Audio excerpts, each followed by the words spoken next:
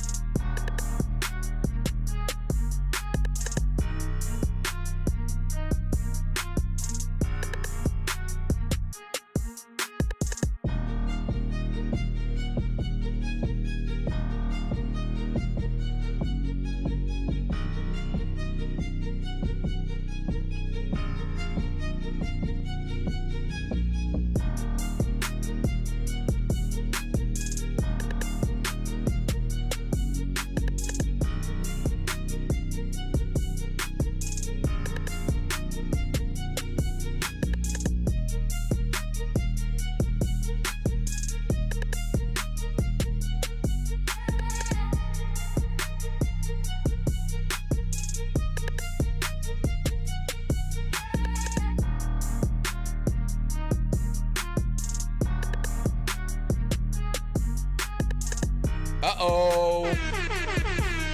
It's almost that time, tribe. It's almost that time. What the fuck is the third law?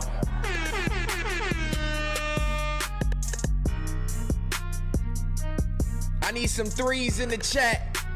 I need some judges in the chat. Let's go, let's go.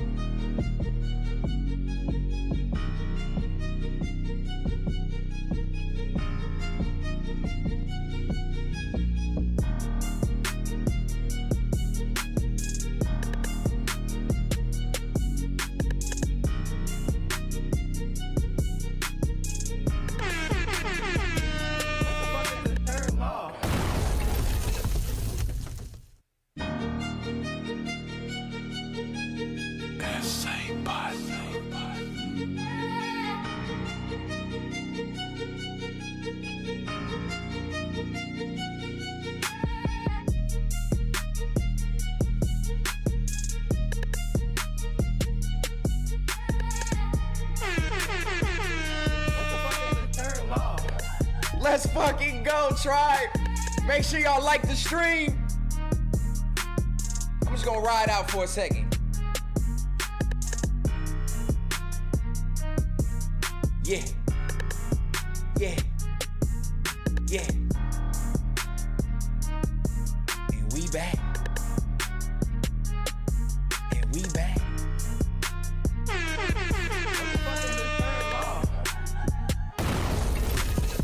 Yes, sir, ski.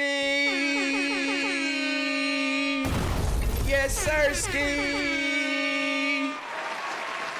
Yeah. What the fuck is the third law? Oh yeah, I bet they gonna find out today.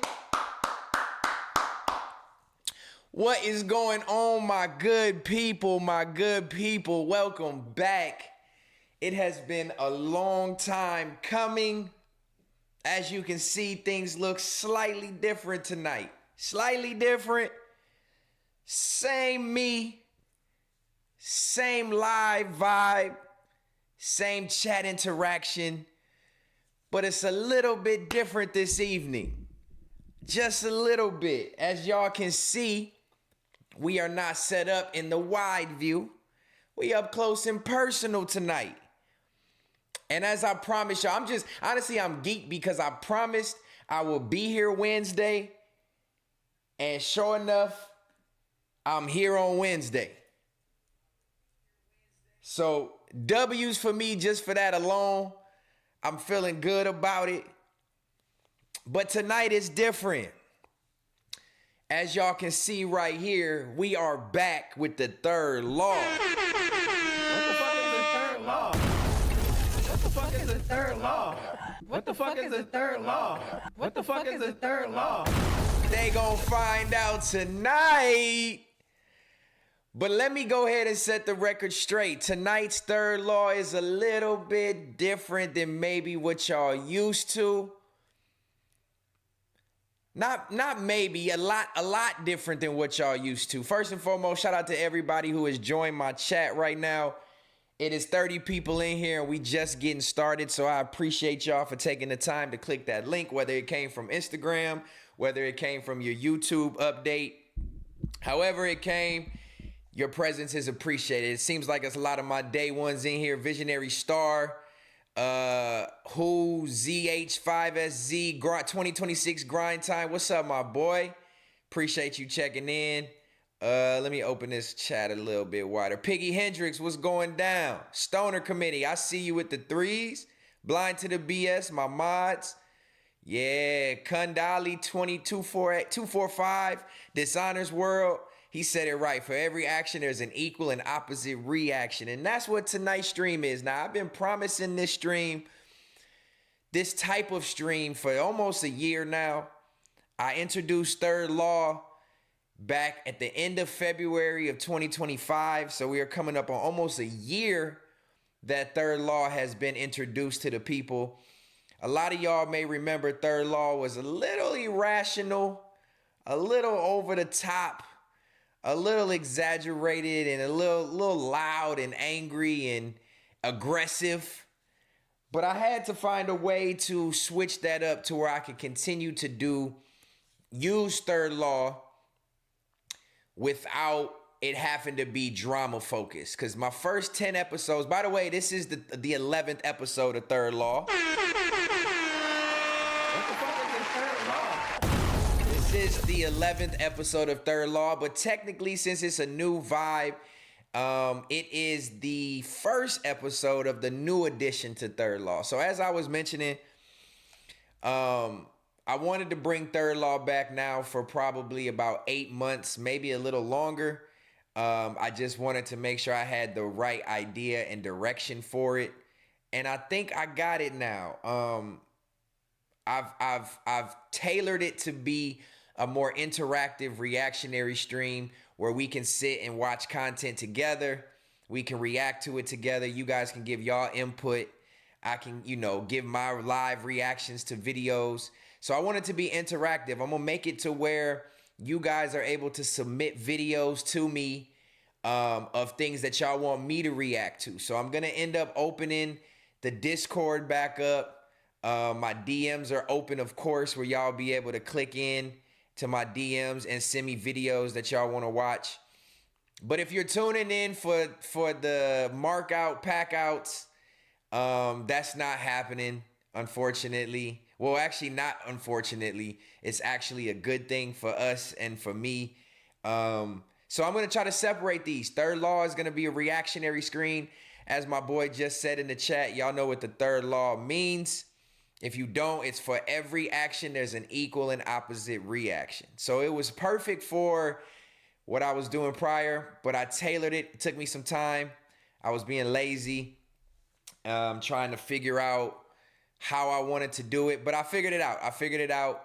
And it's going to be a reactionary stream where we can all sit together and react to dope content, whether it's crime videos, whether it's police videos, whether it's funny videos, whether it's viral content, whether it's a music reaction. We gonna use third law to get my reaction live, direct, and raw, and then it's gonna allow y'all to chime in and be in the chat. I might bring the joint screen back from the Discord and do it all up. So tonight's stream, I don't want no pressure on me. I don't want no pressure of anybody who's watching. I'm trying to figure this all out. Hopefully I'm going the right direction with this. Hopefully it goes smooth. I tried a test run to make sure it was going to be all right. That's why I was a little late. But nonetheless, we are here. Shout out to my people for joining in. Oh, by the way, if y'all haven't noticed, my intro screen is different. It's different. It's the same intro visual, but the production is different. Shout out to my boy SA Partner for making the new third law intro beat. A very decorated, multi-platinum selling producer. Yeah. It's got that good feel. It's got that good feel, right? Yeah. What the fuck is the third law? Yes, sir. Yeah, so shout out to my brother SA Partner. I'm gonna start linking his information in the description so that all my rappers and artists who want production, y'all can go tap in with my boy. I've known him for 20 years. He was producing with me all the way back when I was with Flip, and has been one of my homies since. So shout out to him for making the intro beat. He also made the intro beat for Context Matters, but we had to switch it up tonight for Third Law and do a new beat and a new direction to kind of fit what we doing. So 7, what's the word? Yeah, J Swag said, yeah. Shout out to you, bro. Who they hating on? Who they hating on, gang? 2026 grind time. Come on, man. They only hate on the greats. So if they hating on you, you great, my boy. The fuck is the third law? Said Rude Boy Stoner. Yeah, said Stetavelli. PBP Kilo. He said we in this thing. Make sure y'all click the link, man. Click the like, because we are doing something different. I do need y'all support with this. But yeah, I'm gonna show y'all kind of the direction we gonna go. I just wanted to warm the chat up, let everybody know what the plan is. I will say, anybody that has seen, the reason I have been waiting on this is because it takes a lot for me to get online and find a lot of content that I want to react to. But luckily, me and my lady have been able to tap in and kind of find that direction. But if any of y'all have watched reaction streams in the past from anyone, my biggest inspiration for this, in a sense, is DJ Ghost. Shout out to DJ Ghost. He's one of the legends when it comes to YouTube and reaction streams. I'm inspired by DJ Ghost, not only because he rerunning it the fuck up, but it's also shit that I'm interested in. The shit that Ghost be watching and reacting to and laughing and smoking and drinking and whatever too. It's shit that I'm interested into. So I will tell y'all before anybody come at me and say, oh, you biting DJ Ghost. DJ Ghost is my inspiration to this stream. What the fuck is the third law? Respect for the law, respect for the law, respect for the law.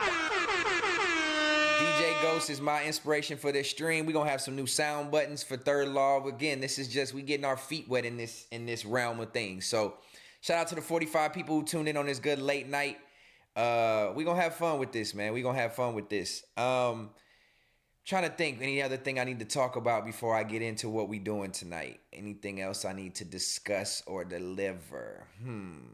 It's the same old saying with me, like context matters, man. Y'all know the vibes. If you need to tap in with me for any reason artistically, make sure you do so.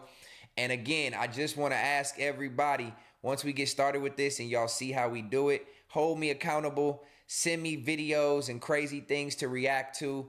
Hopefully they are long form content, at least 5 minutes and on, so it gives it more authenticity in the reaction. It's not as quick. So if y'all are rocking with that idea of what we doing and you just need something to pass your time on some of these Wednesday nights, y'all can come join me in doing so. But without further ado, I'm gonna go ahead and let y'all see how we doing this. 7, what's going on? I know y'all had my baby almost home. I know y'all been having a lot of, before we get into third law, I'm gonna stay in the realm of third law a little bit. I know y'all been having a lot of feedback on my last episode of Context Matters. So for the 50 people that are tuned in right now, I appreciate you. I'm assuming y'all have seen my last episode of Context Matters, episode 35, where I completely blew a gasket. Shout out to Apollo for showing love on it. Shout out to everybody who's been showing love. And shout out to all the hate that's came from it. I leave all the comments so people can see. I don't really engage too much with the hate no more, but it was something that had to get off my chest. And as y'all can see, when I do so, people know better than to respond. You know what I'm saying? People know better than to respond to Stet when I get to that level. You know what I'm saying? And this is not because I'm in Texas. Y'all have seen Stet do this in LA. Let's just set the record completely straight. Shout out to Mop Whack. Oh man, my dog Mop Whack has really lost his motherfucking mind, y'all. But yeah, shout out to everybody who was covering the last episode of Context Matters. It was a ball. I had fun. I spent a little bit longer on fuck niggas that I wanted to, but I was under the influence, and it led me to just go all the way crash out. I was in my Lamborghini crashing last episode of Context Matters. But nonetheless, it had to be done. Certain lines was crossed. I don't expect that to happen again. But don't fault me if it does. Simple fact of I don't play certain things, and it's gonna be me whether I was in LA, whether I was down the street from niggas, whether I was in niggas' faces. Once you cross a certain line with me, I'm pretty uncontrollable, for the lack of better words. I'm pretty uncontrollable when certain lines are crossed, whether that's in person or online, in Los Angeles, in Houston, wherever I'm at. So don't let nobody pump fake you and think that Stet is only acting like this or acting like that just off the strength of being in Houston, because as the tape will tell, anybody I have responded to about this, I've told them, just go run the tape back. You can see the first 10, 15 episodes of Context Matters that it was the same energy. It got progressively worse as time went on, just because the back and forth caused me to turn up more. But a certain line was crossed last time, playing with my sexuality, playing with my relationship and my family.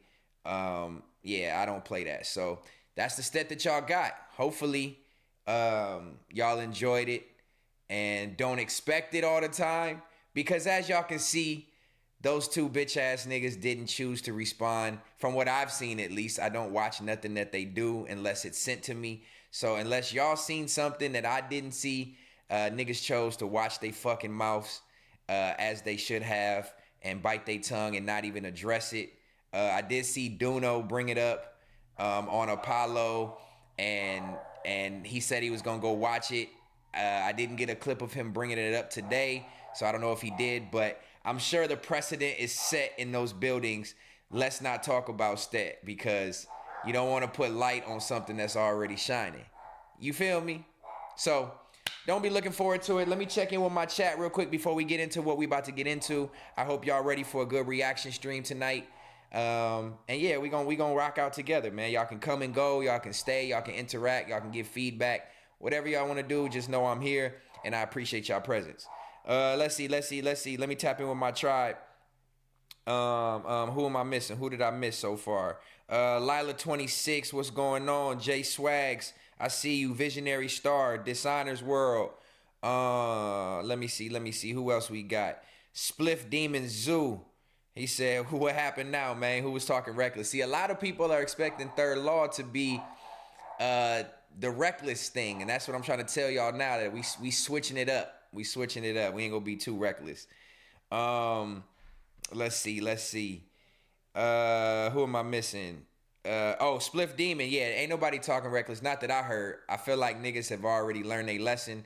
Again, I'm not the one to be fucked with on this content shit, so let's just keep it where it is. So nobody was talking reckless that I know of. Seven said, holy crap. I hope that's a good holy crap. TCE10 said, when you coming to Apollo? Next time I'm in LA, I'm going to Apollo. Y'all know I love that Apollo stage, so I will for sure be live in effect at Apollo. What's up, babe? So I'll be there soon, man. If not, I do want to see if MacWap will bring me in a little icon at the bottom of the Apollo screen, and we can go live at the same time. And I will be in a screen on their screen, and you know, just some dope interactive ways to bring me into the mix, even though I'm not in town. So hopefully I can get my boy MacWap to join in and let that happen. The yellow boy, what's up, my boy? I see you, gang. Thank you for coming. Mop Whack, I got it. You crazy, dog. Y'all know the mop, not the Mac, whatever, however you say it. He's off the hinges. His last video was diabolical. Just how he broke it down. I know he reacted to me, but the way he broke it down, he put a lot of oomphs on it. But y'all can take it how y'all want to take it. I'm not going to address that situation no more. Y'all can take it how y'all want to take it. But when I responded to that, it was simple for the fact of to respond to Dejana Man, the drag queen, for bringing my name up and playing with my sexuality and saying I'm a gay best friend and all that. I just had to address that. Because, again, I don't play with things like that. So, yeah, Mop Whack went ahead and addressed that. He's crazy as fuck, though, for sure. But make sure y'all tune in with my boy. King of Out West said, last episode was fire. I appreciate you, my boy. I hope we can repeat those. Even though I'm not packing shit out, hope we can repeat those. PBP Kilo, you cook Stet. Classic episode. Thank you, bro. I appreciate it. You were spitting fire, says who? Were you drinking heavy on that last stream? Not really heavy, but I was definitely drinking. I was definitely drinking on the last stream. Yeah, Pun can't fuck with you. He know that. Sit his fat ass down. He can't fuck with me. You know that. That's crazy people even get offended at you, Stet. I don't know, man. That's that intimidation, bro. Dishonors World, last episode was classic. I appreciate you. Looks like the feedback on the last episode was great. So Context Matters will be back again this Sunday. And it won't be in the same pocket, in the same vein, but we will be back on Sunday for sure. Usual, regularly scheduled program.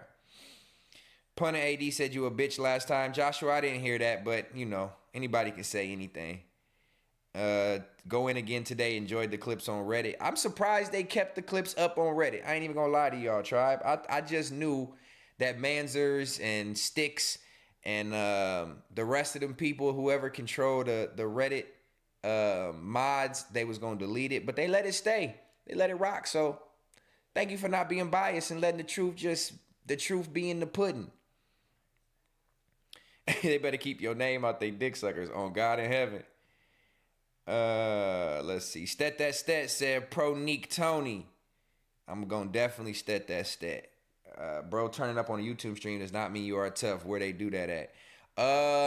They do that in real life. They do that on YouTube. They do that whenever your respect is played with. You know what I mean? So that's why we do it. That's why we do it. Who else? Let's see. I'm just catching up with the chat. Blind to the BS said the tequila drinks was strong. Yes, sir. My boy Mop Whack. Yeah, of course. We're gonna show that love. Miss Moneybags is back in the chat. She's home now. AD ain't have no issues with you, Stet. It's all the fat tub of lard. I figured as much. I ain't never had no back and forth with Dizzle, so it's all love. But all right, so now that we tapped in Artist Life, what's the deal? Yeah. Okay, 65 of y'all in here. So we getting warm. We've been on here for 25 minutes. I appreciate y'all. I'm comfy tonight because the no legs is in the camera. Don't judge me if I got on my basketball shorts. You know what I mean? We chilling. But let me get into what we get into, man, so we don't prolong too long this evening. I just want to make sure we have a good time. So as I preface the first 15 minutes of the stream, the third law, if you are just joining, run it back from the beginning, or I'll tell y'all real quick, a quick preface. The third law is different now. We are a reaction stream to viral videos, crime videos, police videos, funny videos, reacting to music. I'll have to do those in separate lives because those won't be monetized. So we'll react to music for the engagement's sake. React to albums that come out. We'll react to clips of performances. Whatever it is that y'all want to react to, that's what we're going to react to. And we're going to make sure that y'all stay engaged with that in the chat this time. I'm doing them live. I have seen people like DJ Ghost. He records them pre-recorded and then the comments just go crazy. But I wanted to do this one a little bit different and do mine live so that I can get y'all feedback on the videos that we watch live in real time. So that's going to make it more engaging. Make sure y'all send me the videos that y'all want to react to. Every Wednesday we will be live on. What the fuck is the third law? Respect for the law. Yes, sir. Yes, sir. All right. Without further ado, let's see if we can get this thing going. Let's see if we can get this thing going and get into what we gonna get into. Booyah! Booyah! What the fuck is the third law? Let's go, let's go, let's go. I'm excited for this one, tribe. I'm excited for this one. As y'all can see, my screen setup is a little bit different. And again, shout out to DJ Ghost, man. You know, I was inspired. I'm keeping the same realm of things. And tonight, we are going to react to some crime, shootout type, crazy story type videos. Now, these are videos that I normally watch on a regular basis anyway. So for me to do it with y'all, this is second nature. Every video that I am reacting to, I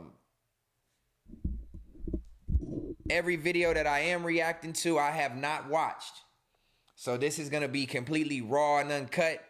Y'all can watch along with me and give y'all feedback. But that's how we going to do it on Third Law, man. That's how we going to do this. And I hope y'all ready. So I've kind of got things queued up. I don't know if my internet may not be super strong. I am hardwired in. I'm not on Wi-Fi. I'm hardwired into the router. I may have to up my internet speed, or I may have to update my computer and make sure my computer is a little bit more powerful. But I tried to load up these videos. We're going to do 3 videos tonight, tribe. We're going to do 3 videos. The first one is Chicago officer discovers he's outgunned in this neighborhood. The next one is dad kills his daughter, thinks he can get away with it. And the third one will be 40 SWAT officers face Utah's deadliest shooter situation. You know what I mean? I hope y'all are gonna like these videos, but again, this is where I'm gonna need y'all to tune in. I got a couple things on here already queued up for next Wednesday.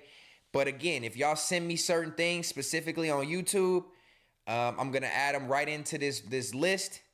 And we can react to them, man. This is tribe engagement stream for sure, for sure. So without further ado, I hope y'all like the new screen setup. As y'all can see, we have the reaction screen down here. We got my Third Law logo ready to go. The screen is trimmed in my Third Law background. And I just wanted a different look for this. So I hope y'all are gonna like it. Shout out to the 60 people who tuned in live. And the people that's going to watch later, you are appreciated. But without further ado, we're going to get into it.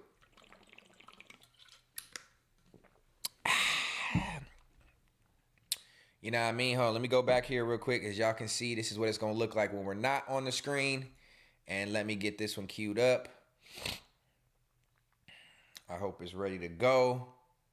All right, we are going into the first reaction, man. Bear with me. This is my first time doing this. I feel like a rookie.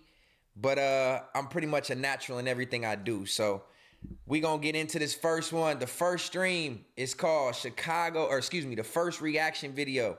It's a little shorter than the others, just so we can get our feet wet.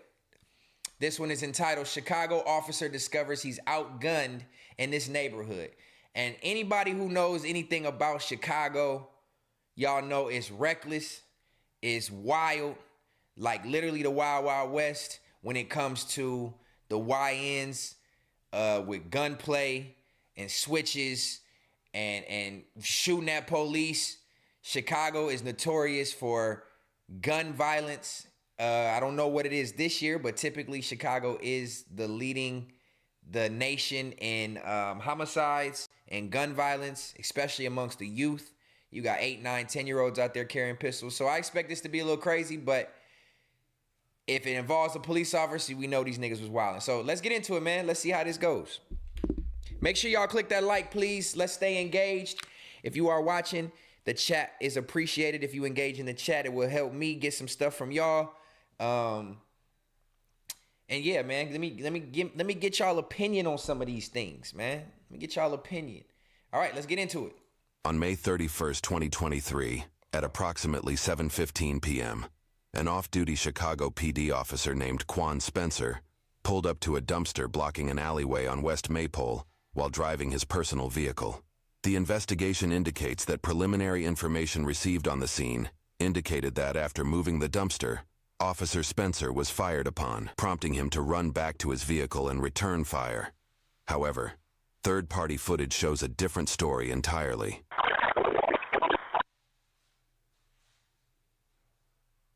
A separate angle, which shows the officer in the top right corner, appears to show the officer discharging his firearm prior to being shot at. Wait, so it said he moved a dumpster and was shot at is what the report was? Hold on. So he I don't know if going back like this will lag my stream up. I should probably tested that, but hold on. It said that he moved the dumpster. The cop moved the dumpster. Oh, okay, top right of the screen. He moved the dumpster and he was fired upon, causing him to retreat, right? Okay. Let me just make indicated that after moving the dumpster, Officer Spencer was fired upon, prompting him to run back to his vehicle and return fire. However, third-party footage shows a different story entirely. All right, so top right corner, tribe, right here. This is I think where they say it happened at. So top right corner, over here by this dumpster, is where the cop pulled up at. All right, let's see. A separate angle, which shows the officer in the top right corner, appears to show the officer discharging his firearm prior to being shot at.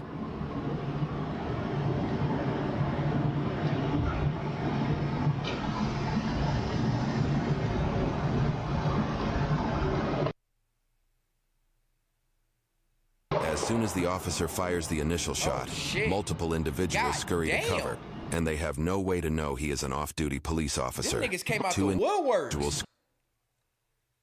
As soon as the officer fires the initial shot, multiple individuals scurry to cover, and they have no way to know he is an off-duty. You can tell he's in regular plain clothes too. He in regular plain clothes. He just decided he gonna shoot at some of the black niggas hanging out on the street, knowing that they gonna fire back. He doing some sneak ass shit. He trying to get them niggas caught up. Shot. Multiple individuals scurry to cover, and they have no way to know he is an off-duty police officer. Two individuals begin to return fire in the direction of the officer. Oh, no, I'm sorry. It wasn't the top right, tribe. It's the top left. It's up here, underneath the date. It's up here. He fired at them, and they fired back. You fucking right, I'm firing back. At this point, it's considered self-defense because in Chicago, the gun laws are a lot more laxed, where if you got a FOID card, you can pretty much own a firearm in Chicago.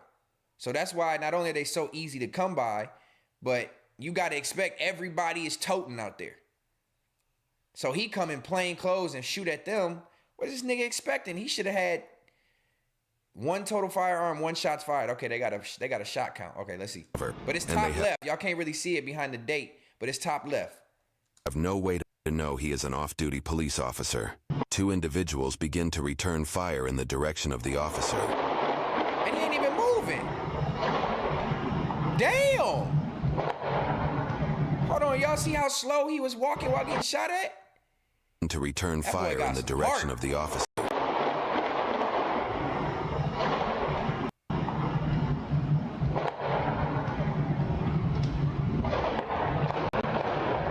He for sure tried to put him in a trick bag.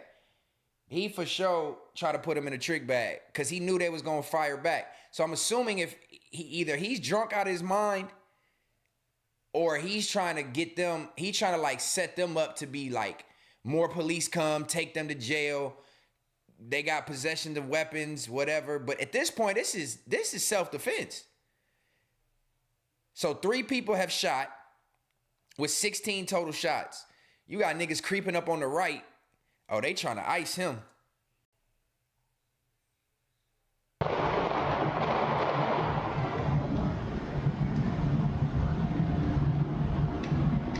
He just walking. Oh, he gotta be on some drugs. Is he in a cop car?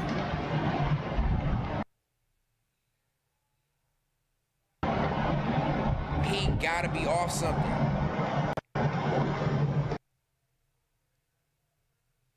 After a total of 20 shots are fired, the officer retreats to his vehicle, but then drives in the direction of those who shot at him. This prompts a subsequent shootout. Hell yeah. He looked like he in one of them undercover SUVs too. How do you, bro, there's no way this cop is sober. He looked like a white dude. You in the hood. You shooting at a spot where a bunch of niggas is hanging out. Know they strapped.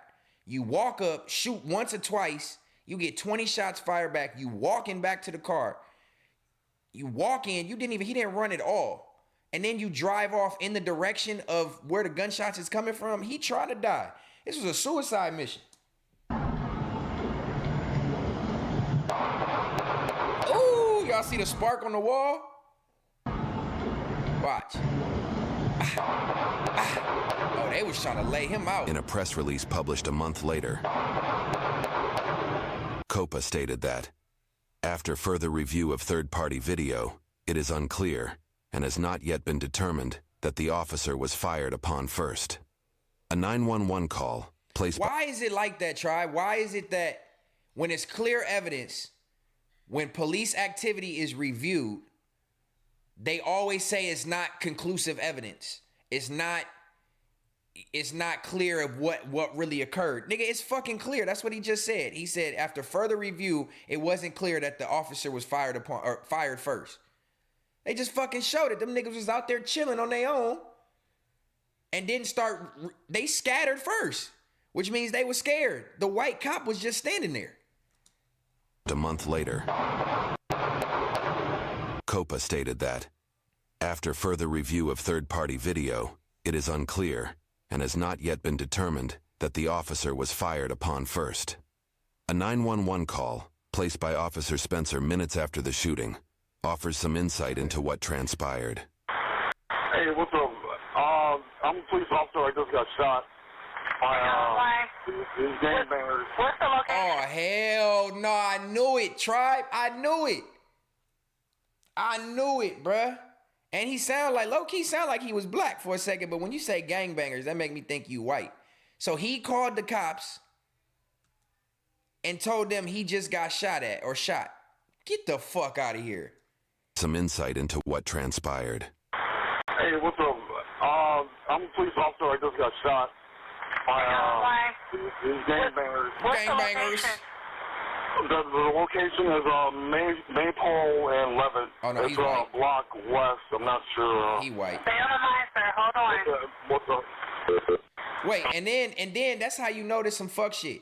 He called 911 instead of radioing to any of his people. Cause don't undercover cars, unless that's his personal car, don't undercover cars have radios where you can radio in for backup or help? This nigga called 911. Come on, dog. Fire department. Hey, how you guys doing? Hey, they shot me. I think that it bounced off. I don't think I'm hit, but I don't think it bounced into me. All right, where are you at? Oh, no, he drunk. Listen, he don't even making no sense. As a cop calling into 911, he not even making sense. Listen. Hey, how you guys doing? Hey, they shot me. I think that it bounced off. They shot me. I think that it bounced off. I don't think I'm hit, but I don't think it bounced into me. It bounced into me. I'm on Levitt and Maypole. I don't know if I want to call it 10-1 or not, but they shut up my truck and they shot me. They shot you, but you just said. I'm a PO. My surname is one. We got him on the way. My store number is 15638, and they shot me up, and they're like a block west of West. Okay, so even if you listen to the way this man is talking, he's got to be drunk. This nigga left from the bar. My opinion is he left from a bar. We gonna see how it ends, but it sounded like he left from a bar drunk. He's seen a group of black people outside. He's like, I'm sick. I'm a cop. I deal with this shit all the time. I'm sick of these niggas. Whatever. I'm gonna shoot at them. Try to take somebody out while consequently also putting myself in danger to get them an attempted murder on a police officer to try to get them off the street. This was a setup. This was for sure a setup. Okay, listen, we got him on the way. Leave it at Maple, okay? Yeah, I'm off duty. I just drove away. They shot up my truck. All right, we're on the way. So can you send the police there, please? Yeah, they got him on the way. A block west of 11 on Maple is where they're at. Okay, we got him on the way, okay? Okay, thank you, brother. All right, appreciate it. Hello? Hey. Hello? Can you hear me? So they shot me in my arm. So, Okay. Oh, so now I he's think shot. it bounced off, so I think I'm going Bro, who the fuck is you, RoboCop? Tell me, first they shot me in my arm. I don't think I'm hit. I think it bounced off. Then it was, oh, I'm shot. Then it's, they shot me in my arm. I don't think it bounced off. What the fuck is this nigga talking about? arm, so, Okay. so I think it bounced off, so I think I'm going to go to the hospital, but... Okay, well, They shot me in my arm. I think it bounced off. I think I'm gonna go to the hospital. Okay, I hear them coming. Okay. And you were out of your arm, right? Yeah, I was shot in my arm. Do you know who shot you? It's 20 or 10 black, or not, I shouldn't say black, I should say Oh, he drunk out 20 his mind. male blacks that are sitting in that corner, and they keep shutting down the system, and I rolled through and they shot me up. Okay. They keep shutting down the system, and I rolled through, and they shot me up. Man, what is the conclusion to this? Besides the fact he needs to be relieved of his duties. They shot my car up and they shot me up. The case is being investigated by the Civilian Office of Police Accountability, which is independent of the Chicago Police Department and has separate investigative Y'all think powers. he black? As of the time of publication, COPA is still evaluating factors involved got in the no case answer on the prior to video. producing a final report. By law, Chicago police officers cannot serve on the Civilian Office of Police Accountability. Oh man, they gonna have my boy. All right, so that's the first video. Like I mentioned, I wish I would have had an answer on what really happened, which would have made the conclusion a lot better. But my conclusion is the same as y'all's pretty much. Blind to the BS said, I told you he black, them drugs bouncing off his body. PBP Kilo says, I think the cop was black. He said, it's 20 or 10 black Texas families now have more options. males. Oh, shit. Oh, no, I did the right thing. Okay. Probably Hispanic, you think? Florida Cedric 904 tapping in from Florida. Duval. Shout out to my Duval County representative in the building. Thank you for tapping in, bro. I don't think I've seen you in here too often. Your name don't look too familiar, but shout out to you for tapping in. I appreciate you. Welcome to the Third Law, brother. Make sure you click that subscribe button. Well, you got to be subscribed because you commented. So shout out to you, bro. Click that like for sure, for sure. All right, let's see. He made up with some moonshine, definitely some bad drugs. That's Chicago, Greedy. This was Chicago that we was just watching. But honestly, I feel like just to wrap that one up, I feel like that's not uncommon. We know that in our culture that police officers find a way to set people up, whether they planting drugs, whether they doing fake calls, whether they fake reports, whatever it is. So he was drunk or off that pookie and decided that he was gonna call in and make up a story about some black people he saw hanging out. That's how you know that's that borderline, underlying racism shit. And bro, why isn't there like a real in-depth background? I guess you can't really background check anybody to see if they racist, but god damn, you shoot 3 times one time and you get shot at 25. Of course that's gonna happen when you shooting at the young black males in Chicago. They probably think it's an op. They probably think it's a rival or whatever you want to call it. they gonna bust back. So now you called the police on these kids so the police can show up. They gonna find all the shell casings, and now these niggas' guns is hot. That was an all-around bad situation for a drunk cop. I hope he was relieved of his duties, but I don't know if I can find any way to figure that out. So that's what I'm gonna ask y'all. Since that was the first trial run reaction video, I appreciate y'all engaging in the chat. Hopefully y'all can send me videos that y'all watch or can skim to the end and see if they have a answer to like a conclusion to the case. Because I won't really know, because I like to go into these completely blind. You know what I'm saying? But all right, that was number one. That was a cool little trial run, man. You know what I mean? What the fuck is the third law? Yeah. I like this. I think this is going to be cool for us to kick it and just talk about crazy shit. SFS Trayvon said, what's good, Stet? What's going down? What's going down? Florida Cedric just been working and building the company. I'm back driving one of my trucks. I had to let a driver go for getting his second out of service and not letting me know. Oh, shit. A pre-trip would have prevented that. Fact. So you understand how it goes in that trucking industry, bro. You get it. Brief intermission from my reaction. Let me tap in with my homie Florida Cedric. He been back driving semis. And pretty much what he's saying is he had a driver driving one of his trucks. And these fucking truck drivers are so irresponsible, dog. They don't care about the equipment. They don't care about the company. All they care about is if they get their paycheck on time. And if it's a minute late, they causing hell. They threatening to strand your truck. So my boy has been dealing with a bad driver and out of services. So these semis, they go through scales. They go through weigh stations. On the side of the highway, you see where semis have to pull off. And they pull into these weigh stations and they go over the weight calibration machine, whatever you call it. It weighs the truck to make sure they're not overhauling weight. You got a officer, a highway patrol officer who walks around the truck, checks for tire damage, checks for whatever, checks for anything that could go wrong. It's pretty much like when you're driving semis, you get pulled over every time you go into a weigh station. It's like being pulled over and you got a fuck-ass cop who just wants to check every little small detail, check your load paperwork, check your weight, check your tires, check your emissions. They checking anything hanging underneath your trailer, whatever it is. And it's pretty much like being pulled over every some odd amount of miles. So what he dealing with is a nigga got an out of service. And what that means is if one of them officers see the truck or see paperwork or something is wrong, you go out of service. It's a ding onto your driving as the driver. It's a ding onto his driver's license. It's been a while since I've done this, so forgive me for stuttering through it. And then it's a ding on the company. When you get too many out of services, that's a threat for an audit.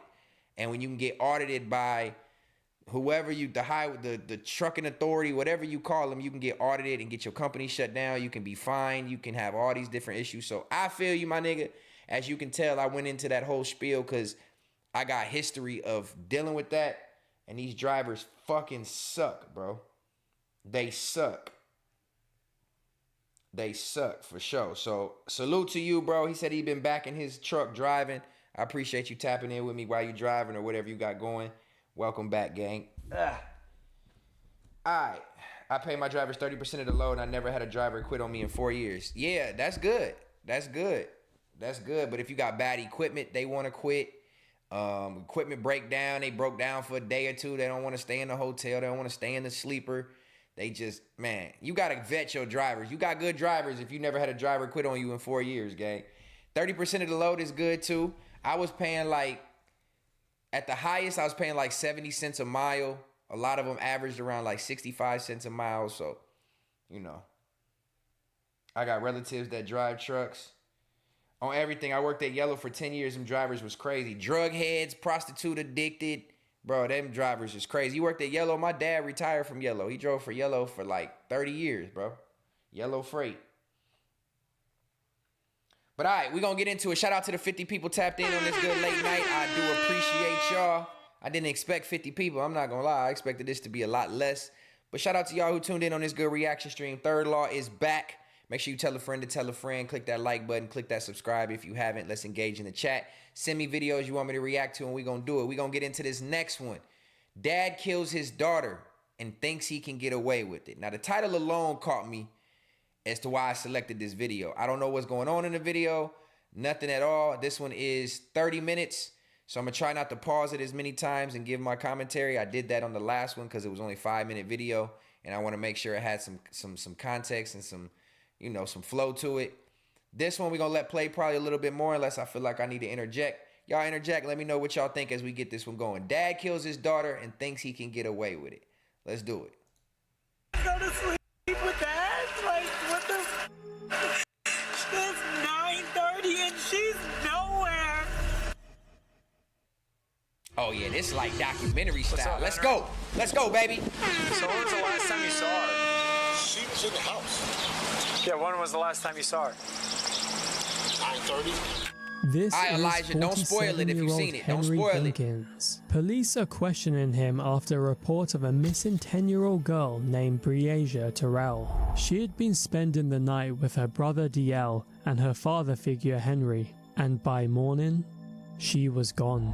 You lost her though, because you was watching her, Henry. What do you mean? At first, detectives believed this was a routine missing child call. She's gonna be with a friend inside some apartment. That's most why likely. I said I'm gonna still look. But within hours, that assumption would completely collapse.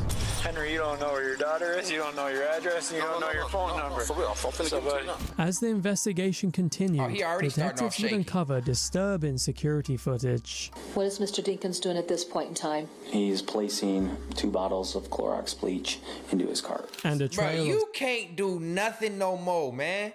I don't understand why. Bro, there's not only we in a police state where there's cameras everywhere. You can't do shit no more. Why do people think they can commit these murders and crimes and really get away with it? You got to be a mentally smart, intelligent motherfucker to understand that if you trying to do something like this, God forbid, ain't nobody out there trying to kill nobody. But bro, you got to think things through, dog. There's cameras everywhere. They tied the camera back to the store he was at buying bleach, my nigga. You can't do shit. sinister clues, each one pointing right back to Henry. Okay. I don't have nothing. I don't have nothing to hide in my phone from you. Okay. Nothing. You know what I'm saying? He guilty. Nothing Look, the hands. What began as a desperate search for a My nigga little guilty. girl would soon reveal a nightmare no one was prepared for. Which just helps speed up any suspicion we would have of these. But I don't understand how I got suspicious with my own kids, man. These are my kids. You know what I'm saying? Hey, hold on. Hey, just instead of timing somebody out or banning them from the chat, just delete the comment if the comment is crazy, because it delete the good comment. Obviously, Andy John, you said one good thing and then you said some bullshit, so the bullshit got clipped out.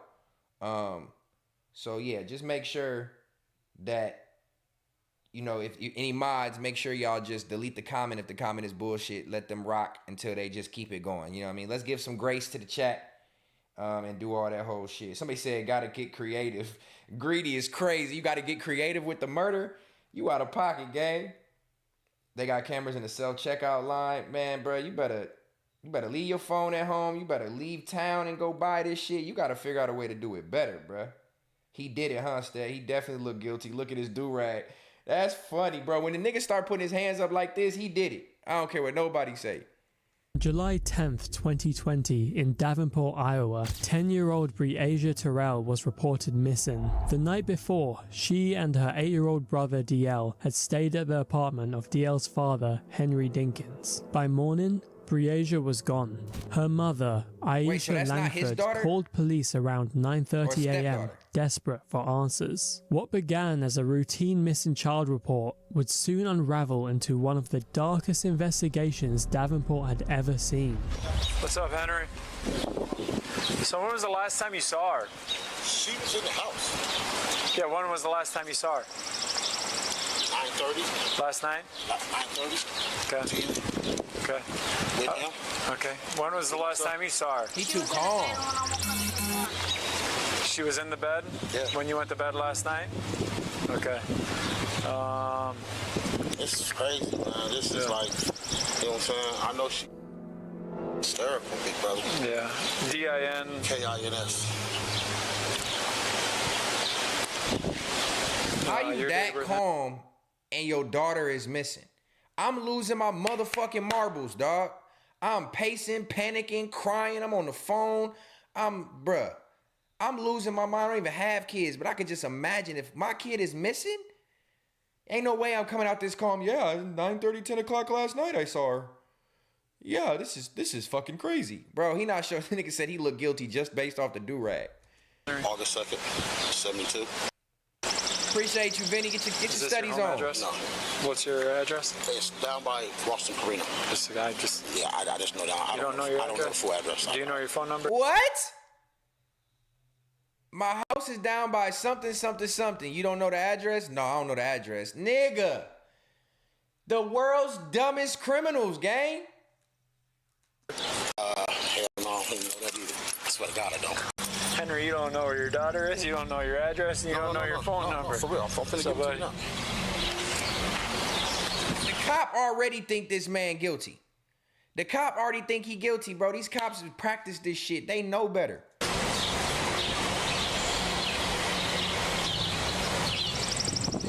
these niggas are dummies.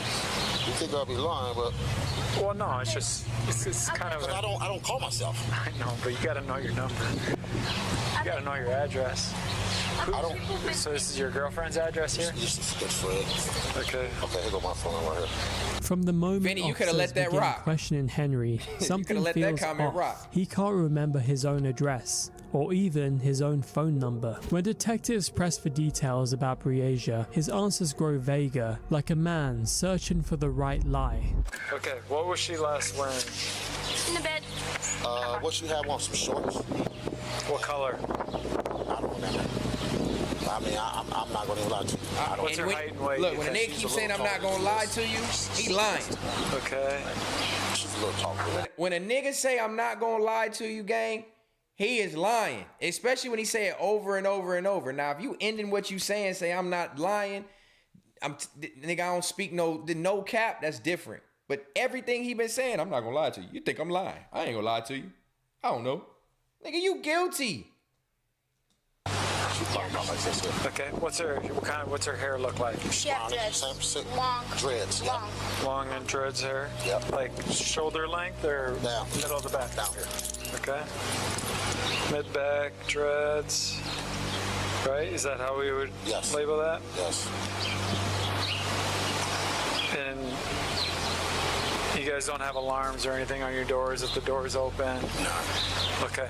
You should get one. And I'm gonna get one. listen, I know this sounds dumb. I've lost my kids too. Right. Okay. Actually, mine just happened last week, and we went back in and we found them in the bedroom. No, we just get off my dick, nigga. Okay, just thank you for the subscription. I get back to watching what we watching. Who have Shut you the fuck called? up. What doors have you knocked on? I don't know these people out here. Okay. You know what I'm saying? But I called her.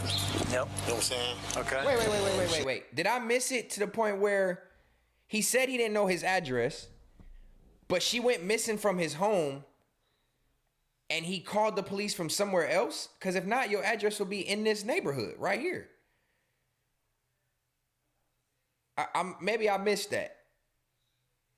But where is he at now that the police came to if he's not at his house? Because he didn't know the address. He would have knew the address because he would have just walked out from the house. So you wait. Oh, nah. This nigga fucking stupid. Told me she was at work. At first, I was riding around looking. Then me and my son started riding around looking. Okay. You know what I'm saying? And then, So how long ago did you? Has it been an hour? It's been a couple hours. Couple hours? Couple hours. Okay. Couple hours. Have we called grandmas? Have we called cousins? That's what I just asked. She the one. I don't know all that. She knows all that. She called my grandma already. She knows all that, not me. Okay. Do we have a picture? She does. Okay.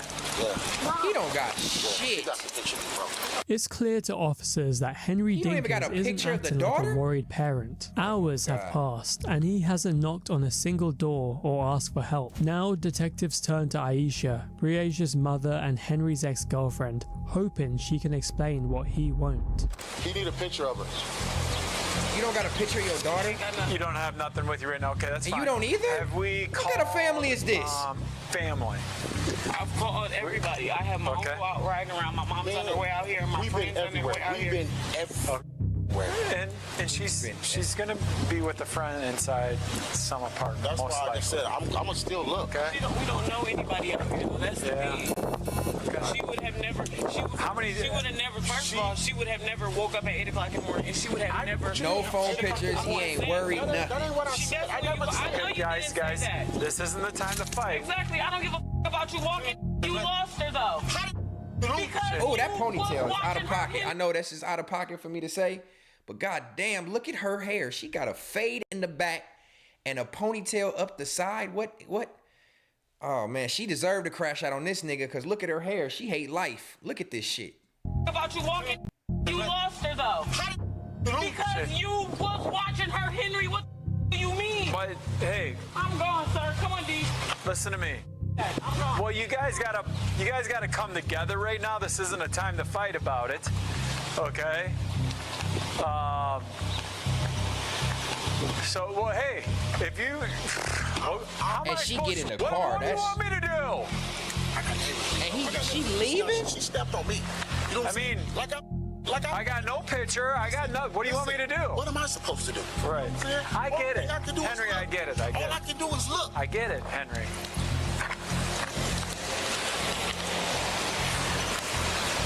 Henry, let's go inside the apartment one more time. Frustrated and desperate, Aisha storms off to help her family search for Briasia. With her gone, officers turn their focus to the apartment. The unit belongs to Henry's girlfriend, Andrea, and it's where Briasia spent her final night. Ah, okay. He's not with her. Imagine being able to build an app with your name on straight, it tribe. just by thinking about it. I don't got no Meet damn YouTube Premium, so we gonna have some ads for a second. Hold on. So he got a new girlfriend who he's living with. That's the apartment. So he's staying with the girlfriend. That's not his house. He's staying with the girlfriend. Ah, okay. Yeah, this nigga is showing every sign of being guilty.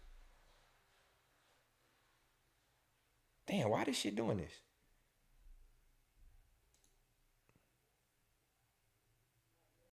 Andrea? Yeah. Okay. All right, hold on, tribe. That ad fucked off everything. All right, let's get back to it. Andrea? What's your date of birth, Andrea? 9383. 9383. She look like she on the spectrum. 44, number 8. That's his girlfriend. She look like she's 16 years old on the spectrum. Suspended And from what's school. your phone number? 563. Yep. Hey, So, Tony tell Tone. me about, like, when was... Don't play with me. I will put out a super chat. Matter of fact, let me go ahead and put up. I don't really ask for super chats that much. But let me go ahead and put up a super chat goal, man. We're going to go for 5 super chats. We're going to go for 5 super chats, all the colors. $2 minimum. We're going to set this joint up for the next 2 hours. YouTube Premium. I need the YouTube Premium. I got to subscribe to the YouTube Premium. I need to update speed or something. This shit lagged out. But look, why his girlfriend look like she on the spectrum? That's why they fuck around and killed the kid. She probably know. The last time you saw her? She was here. When? What time was I? Probably sleeping like around 11 midnight. She was here. She was in the bed sleeping. Okay. And you guys never heard her come down, walk out? There's no forced entry or anything like that? No forced entry, no. Okay. Look how she looking around, dog. She guilty Do you too. mind Ain't if I no just way. come in and take a quick look? I'm not concerned about anything else. I just want to come in because probably 50% Look at her. of the time we still find them inside the place when this happens. And She don't even want to let the cop in. My face kind of right right now. what's that? My face is kind of in a wreck. Ain't no fucking Listen, way. I go in all sorts of places. I don't care how big. Is he aware of this? What's that? Is he aware of this? Yeah. She didn't even want to let the cop in because the place is a wreck. But your What's her name again? stepdaughter or whoever your man's daughter is Was there missing. any fights or arguments or anything last night? Bree is her name? Where was she sleeping at? My bed. Your bed? So where were you guys sleeping at last night? You guys slept out here?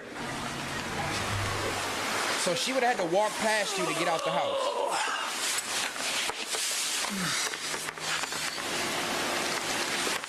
locked in the closet again?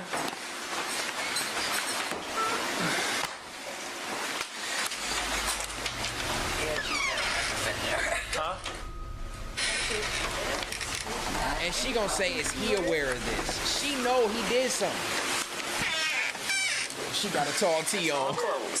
Hey, she guilty. I know, I'm just telling you. you. The glasses down on the nose, the tall tee, the drop jaw. She guilty too.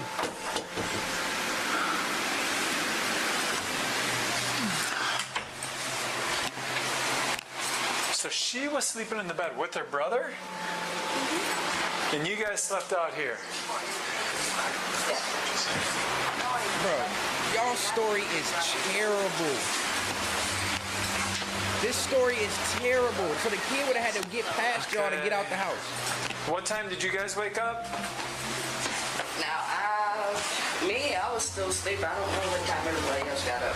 Andrea raises suspicion almost immediately. Well, of course. She doesn't join the search for Breasia, and when officers ask to come inside, she hesitates, stalling just long enough to make them uneasy. It's a small moment, but one that detectives wouldn't forget. By the time the search wraps up, Henry is gone.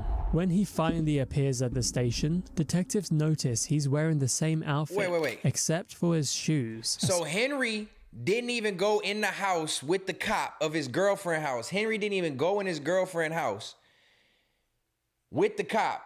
When the cop came out, Henry was gone. And then comes down to the station with different shoes on. Good Lord. If this shouldn't be on the world's dumbest criminals, I don't know what. Small change that would soon reveal everything. Now, the detective starts digging deeper, trying to understand Henry's connection to Breasia Terrell. His mother is Aisha Langford. Okay. And then do you have any other biological? No, I raised Breasia. Since how old was she? My baby. Okay. And so you raised her with Aisha? Yes. How long were you and Aisha together for? Like 2 years. But we stayed close friends. But you guys stayed close friends. So how long? So you guys We've been friends all the way up to now. Okay. And how long ago did you guys break it off? It's like 6 years ago. I'm only guessing that. I'm not. Yeah, approximate though. I wonder if the cops knew at the time his shoes was changed already. So Notorious Breasia are kind of what you consider your kids. Is that fair to say? They're my kids. Okay. According to Henry, he raised Breasia even though his relationship with Aisha lasted just 2 years. So that's not even his biological he insists daughter. She was like his own daughter. Now, the focus shifts to the night Breasia vanished. Detectives press Henry to walk them through every moment after his children went to bed, trying to piece together a timeline that keeps changing every time he opens his mouth. Run me through again of when you noticed she was gone. When I came back with Shaq's on his comedy. The second time, After being gone for like 45 minutes. Yeah, I did like a little check, and she wasn't there. She wasn't there. Okay. You know what I'm saying? So. And you don't know what time you got back. No, I don't. Gotcha. I don't remember. And I was like. Hey, he built like Pun, y'all. I was scared. Slew foot, belly hanging to the knees. Titties, okay, I quit. This ain't about him. Nasty do-rag, just look dirty.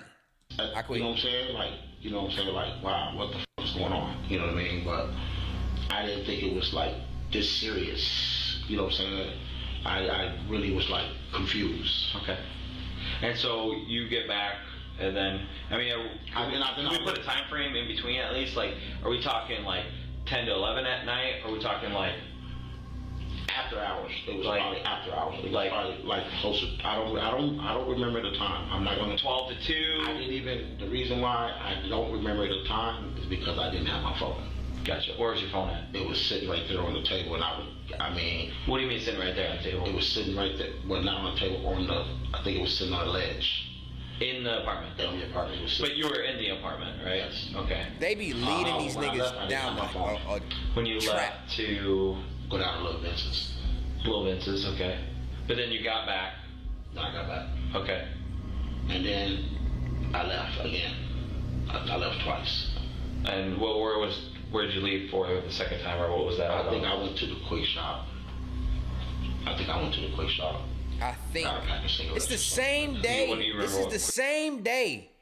How do you not know where you went, what time you left? How you keep giving I thinks? I left. Oh, I left. Well, my phone was on the.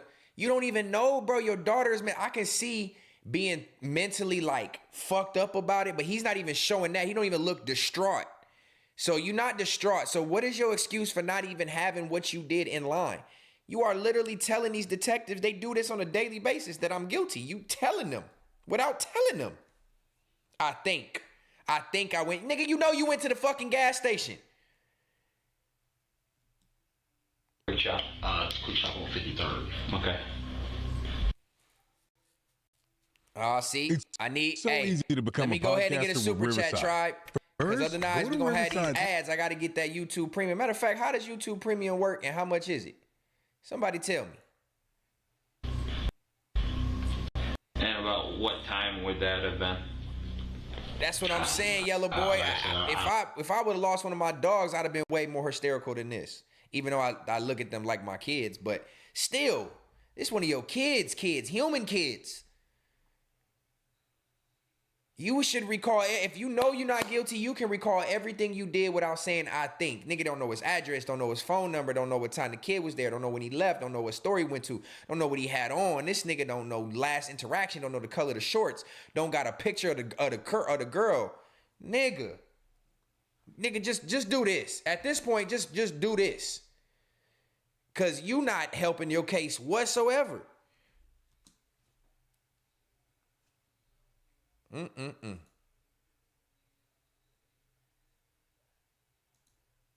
right, stop. Hold on. Why we freeze at? Where we at? 14.5 minutes. And about what time would that have been? I don't know. Like I said, I don't know. And you got a pack of cigarettes there? Yes.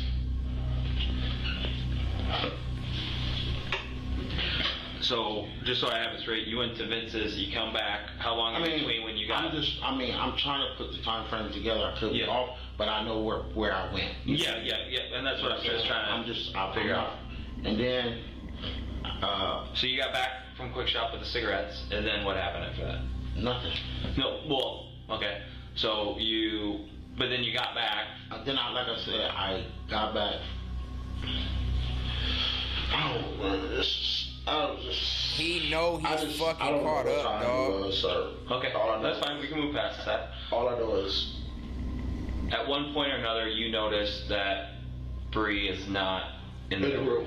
Okay. Henry's story is unraveling. He says he left to see a friend named Vince, came back, and then left again to buy cigarettes. But when detectives press for times, he has none. Either Henry is genuinely in shock over the disappearance of his child, or that's what I'm he is saying. hiding something. He's for sure Henry hiding then something. He's not even claims he showing spent the nothing. rest of the night driving aimlessly with his son DL, searching for Breasia before finally calling Aisha. When I texted his mom, she was at work, and she was like, hey, Bree's missing. She's like, well, you stop playing with me. You know what I'm saying? Stop playing with me, Henry. So I'm like, man, no, I'm not playing. I'm for real. And she was like, and this nigga didn't even tell the baby mom, the mom of the missing girl, he didn't even tell her until after he was driving around looking for her. Supposedly driving around looking for her. Dog. He don't even have anything in this case for it to stand on that would make him look not guilty. Everything that he's doing and saying is pointing to guilt. There's nothing he's done that makes him seem like he's genuinely concerned or really worried about the well-being of this girl. I can't wait to see what happened with what he did. Stop playing with me. I said, look, man, I'm not playing. So I gave Dink the phone. Dink told her, like, Mom, we don't know where she at. So then he handed me the phone back, and I'm like, I got to talk to him. Like, man, your mom mad at me. He said, Dad, I don't understand why Mom mad at you. You know, you haven't done nothing. I'm like, I mean, but I'm still responsible. You know what I'm saying? So frivolous information. Like, you know, he lost his train of thought. You know, so then me and her met up, and she was like, you and Aisha met up, or at Burger King. Okay. And Aisha was like really upset, and I said, you know what I'm saying, I understand how you coming. I feel what you're saying right now, but you know, you stressing out right now. It's not gonna help us out right now. Nigga, my fucking daughter is missing, and she was missing from your care. What you mean you stressing out right now? Nigga, you not stressing enough. What the fuck are we talking about? This nigga, he's making it up as he go and then losing train of thought because he's at this time he's thinking about that he actually killed her and he knows what's going on. So as he's trying to tell this detective the course of action of what he did and making it up, he's losing his train of thought. When you're lying and you're thinking about the lie as you're trying to lie, you're going to lose your train of thought. Exactly, Harry, he can't connect. Henry, I ain't trying to call you this crazy motherfucker. Harry Steves. Exactly, bro. He can't connect the dots. His mind is wandering. He's thinking about the fact that he killed this baby and trying to tell the story while thinking about it at the same time and then losing his train of thought and where he was at. Talking about he met up with the mom at the Burger King and told her, you can't be stressing out right now. This ain't gonna help us. Nigga, my fucking baby is missing. What you mean I can't freak out and panic right now? Man, boy.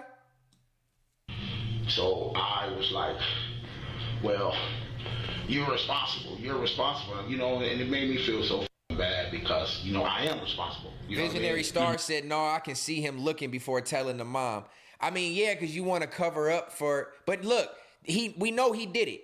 So by you saying I can see a real innocent person, yes. A real innocent person you can see trying to look for the kid before they tell the mother of the child, like, hey, this baby is missing. If you're really innocent, oh fuck, I'm panicking, like she gonna kill me. Where I lost the girl, where is she?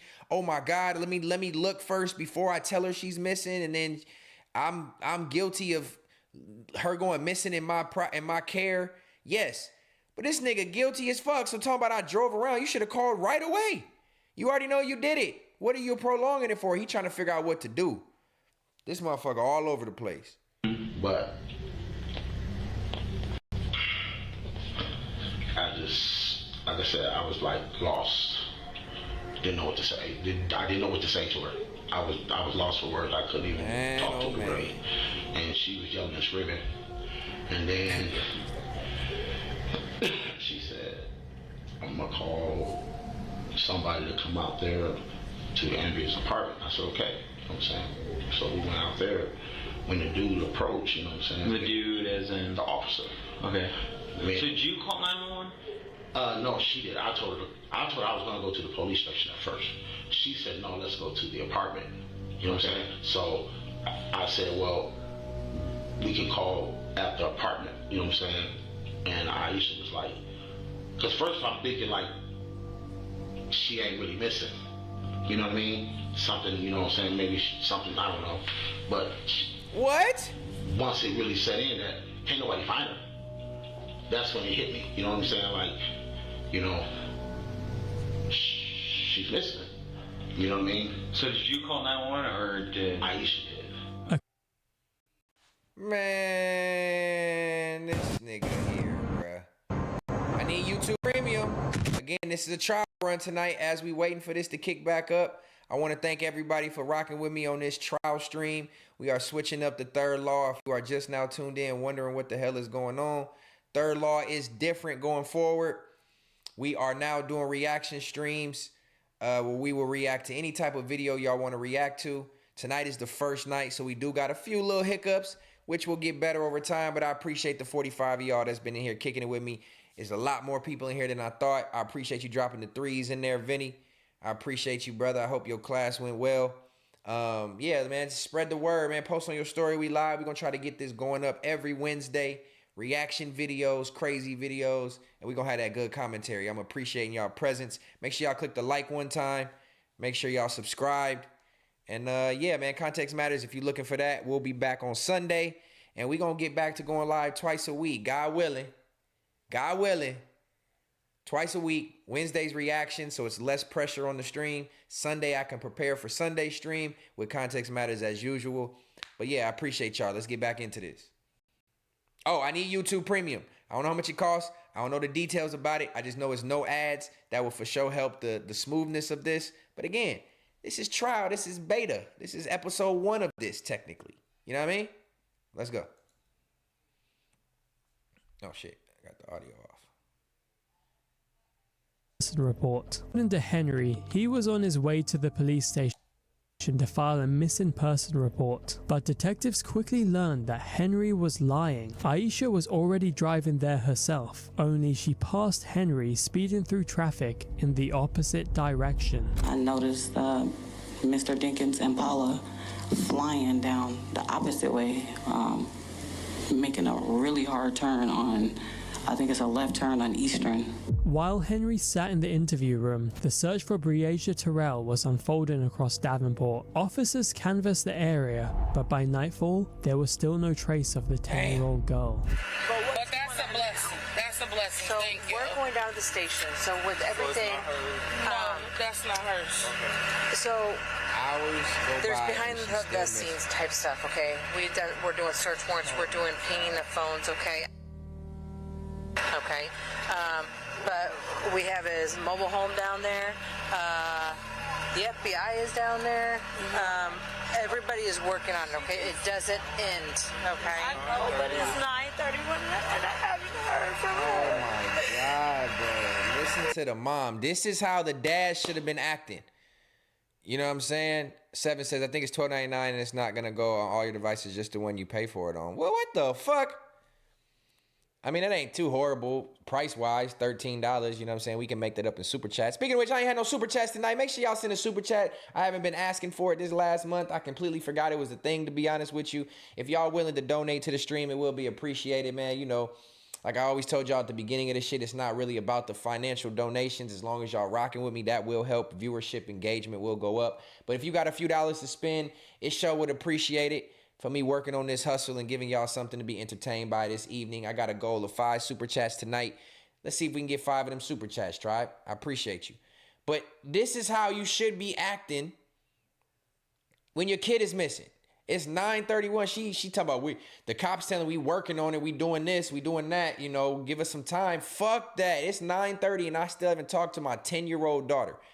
There is no way I'm staying calm. Where the fuck is Henry fat ass right now? No,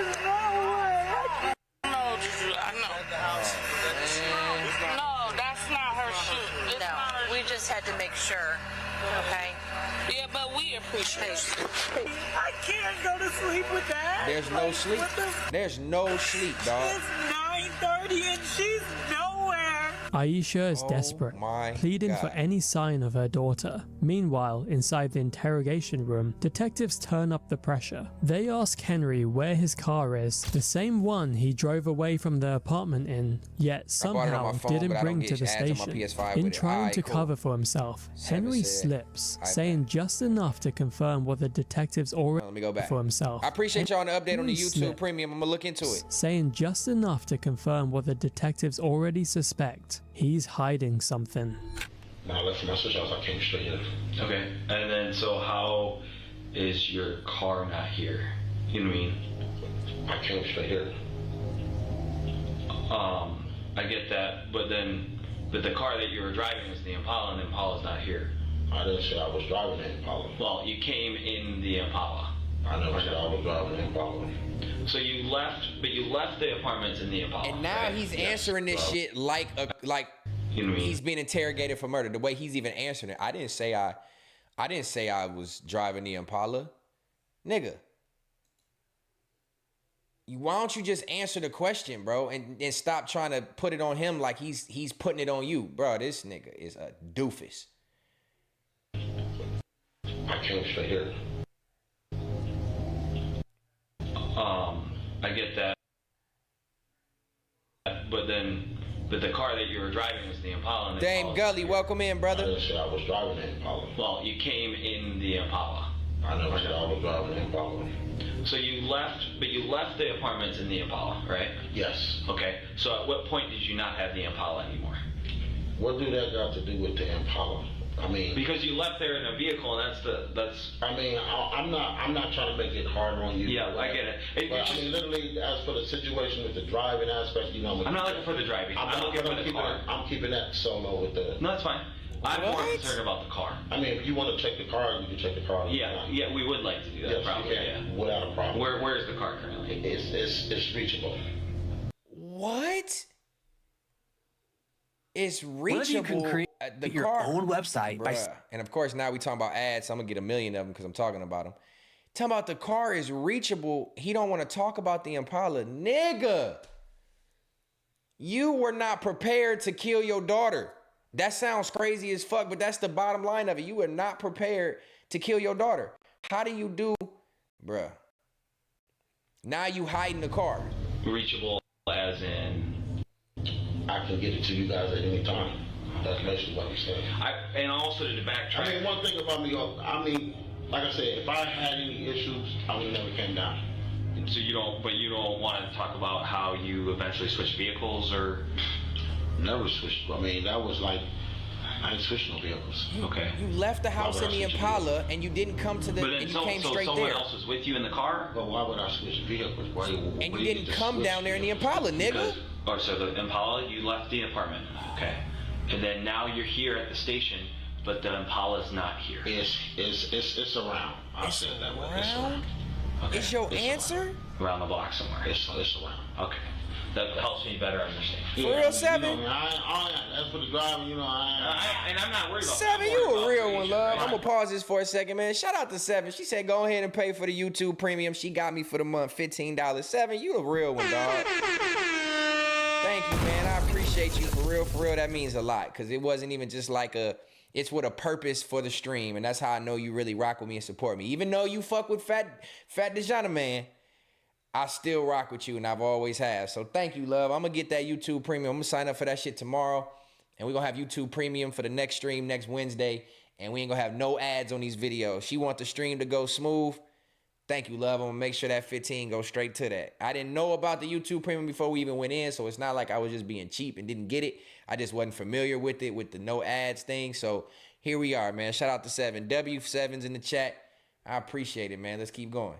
We got 8 minutes left in this. Let's see the outcome of this fuck nigga. Right, but it's the point that, you know what I'm saying, Hey, don't be putting no fucking palm trees in my chat, Seven. I know you don't want to get I'll burn that bitch down. When you're trying to find free agent. I get that 100%. For reasons that can only be assumed, Henry refuses to let detectives anywhere near his car. Minutes later, they find it parked just 1 block from the station, meaning he had walked the rest of the way to avoid being seen with it. With that, detectives shift their focus. They want to know. Look, they done got close to this nigga. That's how you know he applying that pressure. These detectives is cold, bro. These detectives is cold. He done relocated his chair to get closer to this nigga. That's a tactic of like, look, bro, I'm with you. Let me figure this out, bro. We gonna find your daughter. I'm with you. Just tell me more about this Impala. This nigga done parked the Impala around. He said it's around, you can get to it. Why didn't you just say the Impala was here? He was worried they was gonna check it without him getting to be able to clean it out. So this nigga parked around the corner from the police station, walked to the police station, and then go tell them, what does the Impala got to do with anything? Nigga, you hiding it. And texted that morning. The moment they bring it up, his composure cracks. Whatever's on that phone, smelling that man clearly cologne. Doesn't want them to find it. And so would you be fine if we downloaded the phone to have the call? I know I keep stopping, but as this part of I'm trying to engage with the chat. Y'all still got me going about me reading this shit. Them other podcasts been boring for the past 2 years. I can't even watch the brain rot anymore. Thank you. And all the substance left when I left. God damn it. All of it left. Went out the window. But let's get back to this reaction. And the text. For what reason? It's a cold game. To cooperate. Shout out to my dog, here, Big Deal. About the call logs and the text. It helps everyone out. Download my phone. To get the call logs to show that those calls were made at those certain times. I can show you my phone. I can just show you my phone. I got you. You know what I'm saying? You want to see? I can just show you my phone. I mean, I can just open up my phone and let you go on my phone. Okay. You know what I'm saying? What's the passcode to the phone? Just give me my phone and I'll open it up for you. Okay. Will you open up right in front of you? Yeah, You don't even got the phone? They got his phone? And So you should have known you being investigated. They took your phone. While I go grab your phone. It's a cold game, big deal. Look, and if there's anything that's sticking out, it's be sure a cold game. Okay? I mean, what is there to stick out? Like for sure, places that you went for sure. At this point, the detective places a map on the table and asks Henry to mark everywhere he drove that morning while searching for Breasia. Then he steps out to grab Henry's phone. The room falls silent. The marker sits untouched. When the detective returns with the phone, Henry's demeanor shifts completely. He grows paranoid, fidgeting with his phone as he claims to have forgotten his own passcode. Oh my God. This ain't no fucking way, bro. This is the world's dumbest criminals, bro. This is the world's dumbest criminals, bro. He said, I'll open my phone up, I'll give it to you and show it to you. But when he come in and want the passcode, this nigga done forgot it. She in the trunk? I hope you ain't see this story. Don't ruin it, man. I said I will open it for you. Yeah, but I'm not going to give you my password. Okay. I will open it for you so you can look in my phone, but I'm not going to give you my password. Okay. And then you're just going to lock it? Yes, right after you finish looking. Yeah. I will let you look in there. I have no problem with you looking. Okay. That's something I don't have no problem. Okay. Why are you still watching? I don't want to open it then, bro. You know? Not if you staring into me while I'm trying to get my number. What I'm doing is I'm making sure that you're not going in and deleting anything. That's what my concern. Why would I delete something? You never know with guys. Trust me. It happens. I mean, as soon as I open it, I'll give it to you. Sounds good. So you can look at it. Yep. But he said he forgot the code. Now, what's taking so long for this code, nigga? No. Let me try one more time. You only get so many tries. Yeah, that's true.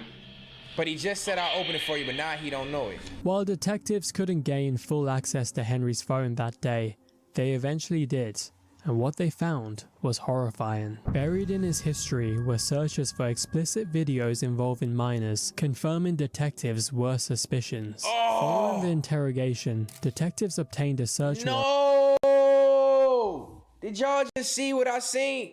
Babe, can you bring me my computer charger, please? Did y'all just see what I just seen, bro? Y'all know what that means? I hope this don't mean what I think it means.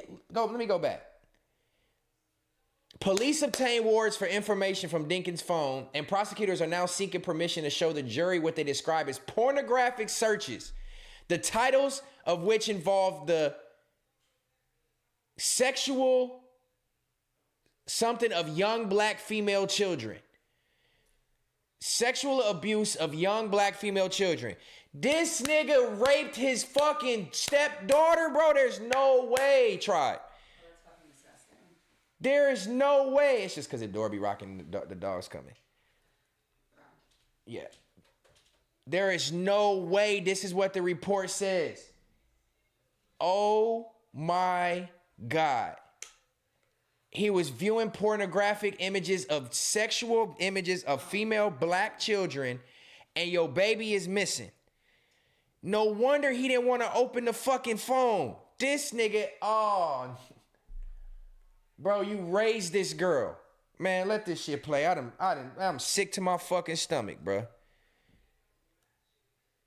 Were suspicions. Following the interrogation, detectives obtained a search warrant for his RV where they found a bottle of bleach and a machete. These findings, paired with his prior convictions as a sex offender, was more than enough evidence for police to arrest him. While in jail, and he's a previous sex offender? Ain't no fucking way. If I'm the mom, and this is not your biological daughter, and you're a registered sex offender, ain't no fucking way I'm trusting you with her. Oh my God. I did not expect this turn. Oh my God. That is crazy. Henry's cellmate came forward and claimed Henry my goodness. He made a disturbing comment about what happened. Come on, man. To Breasia. Dinkins said to me, they would never find her. News story came on and broadcasted that they were continually looking for her, and he would state that they're never going to find her. He was already arrested. Cellmate, Henry Dinkins made a chilling remark behind bars, saying they would never find the body. But months later, he was proven wrong. A decomposed body was found in a wooded area near DeWitt, Iowa, 20 miles from where Breasia vanished. DNA confirmed the worst. It was her. Detectives pieced together what they believe happened that night. Henry left with Breasia, taking her to his RV, where he likely assaulted her. Henry then returned briefly to their apartment before leaving again. His girlfriend Andrea later told investigators she woke up around 3:30 a.m. to find them both gone. When Henry came back, what she saw would raise even more questions. He's inside the room in the closet grabbing something. What is he grabbing? I do not know. I looked out the window and saw Breasia outside of the car. So now my heart's like, okay, she is with him, she's safe, but yeah, it just seemed weird to me, but I didn't know what to say. According to Andrea, Henry returned to the apartment briefly to grab something from the closet before leaving again. Detectives now believe that something was a gun. Even more disturbing, she told investigators she looked out the window and saw Breasia standing outside in the early morning hours. Yet she never questioned Henry about it, and when officers first arrived later that day, she failed to mention any of it. After leaving the apartment, Henry and Breasia were seen stopping briefly at a nearby gas station before vanishing into the night. Investigators believe that from there, Henry drove to a wooded area on the outskirts of DeWitt, Iowa. In the dark. So let me just figure out what this recap is before this ends. So I'm gonna just understand where we at. So the Henry nigga leaves the house with Deasia, the 10-year-old daughter. Supposedly, they're saying he takes her to his trailer. He lives in a trailer, but was at the girlfriend's house, his girlfriend's house. He leaves with his daughter, goes to the trailer, sexually assaults her. Good God, man, this baby. God rest your soul. Comes back to the apartment, goes upstairs, grabs a gun while the baby stays outside. They get in the car. They stop at a convenience store. This nigga buys cigarettes. They go back in the car, and then she's never seen again. Bro, oh my God. He led Breasia down a steep embankment toward a secluded pond hidden by trees, and once they were deep enough into the woods, far from anyone who could hear, Henry pulled out a gun and shot Breasia twice. Why waste another? Fuck, bruh, I hate stories like this, dog, especially when it's children. Oh my God. So now he sexually assaults the baby, so that she don't tell on him, he kills her? What the fuck is going on, bruh? He take her to the wood. Look, I know this is hard to think about, but this is what these reactions are for. This is just off the top of the head. You're 10 years old. I have a 9-year-old niece. She's well aware of shit being weird and off and like what's going on, and not no dummy. You just got raped as a 10-year-old, and now you're being walked into the woods with the person that you looked at like your dad. So is there some type of trust with this baby? Is she still somewhere? I know I was just molested and sexually assaulted, but is there some type of trust with this, still with this man as a 10-year-old, that he's got your best interest at heart? Like, why are we walking into the woods at 4 o'clock in the morning or whatever it is? Why are we walking in the woods? I'm 10 years old, bro. I'm just trying to put myself in a 10-year-old's shoes. Like, that shit gotta be, she can't run or scream. I mean, she probably could have outran his fat, sloppy ass. But like, is she suspecting of what's gonna happen? Like, it's the middle of the night. Why are we walking into the woods, Dad? Bro, this shit is cold, dog. This shit is cold.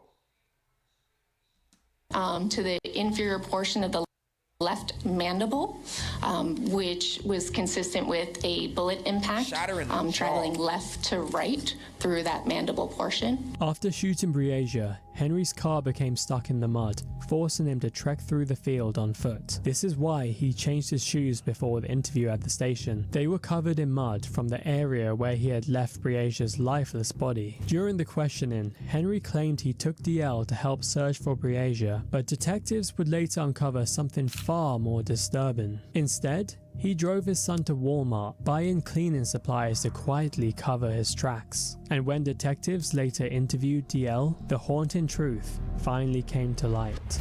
Where were you? In the car. I had to sit in the car by myself. You sat in the car? Did you see your dad get anything out of the car? He complained he grabbed some bleach, and what I saw in his trunk, he pulled it out. It was a knife. He had some bleach? Mm-hmm. And a knife? Yeah. Bleach and knife. What kind of knife? It's some big knives.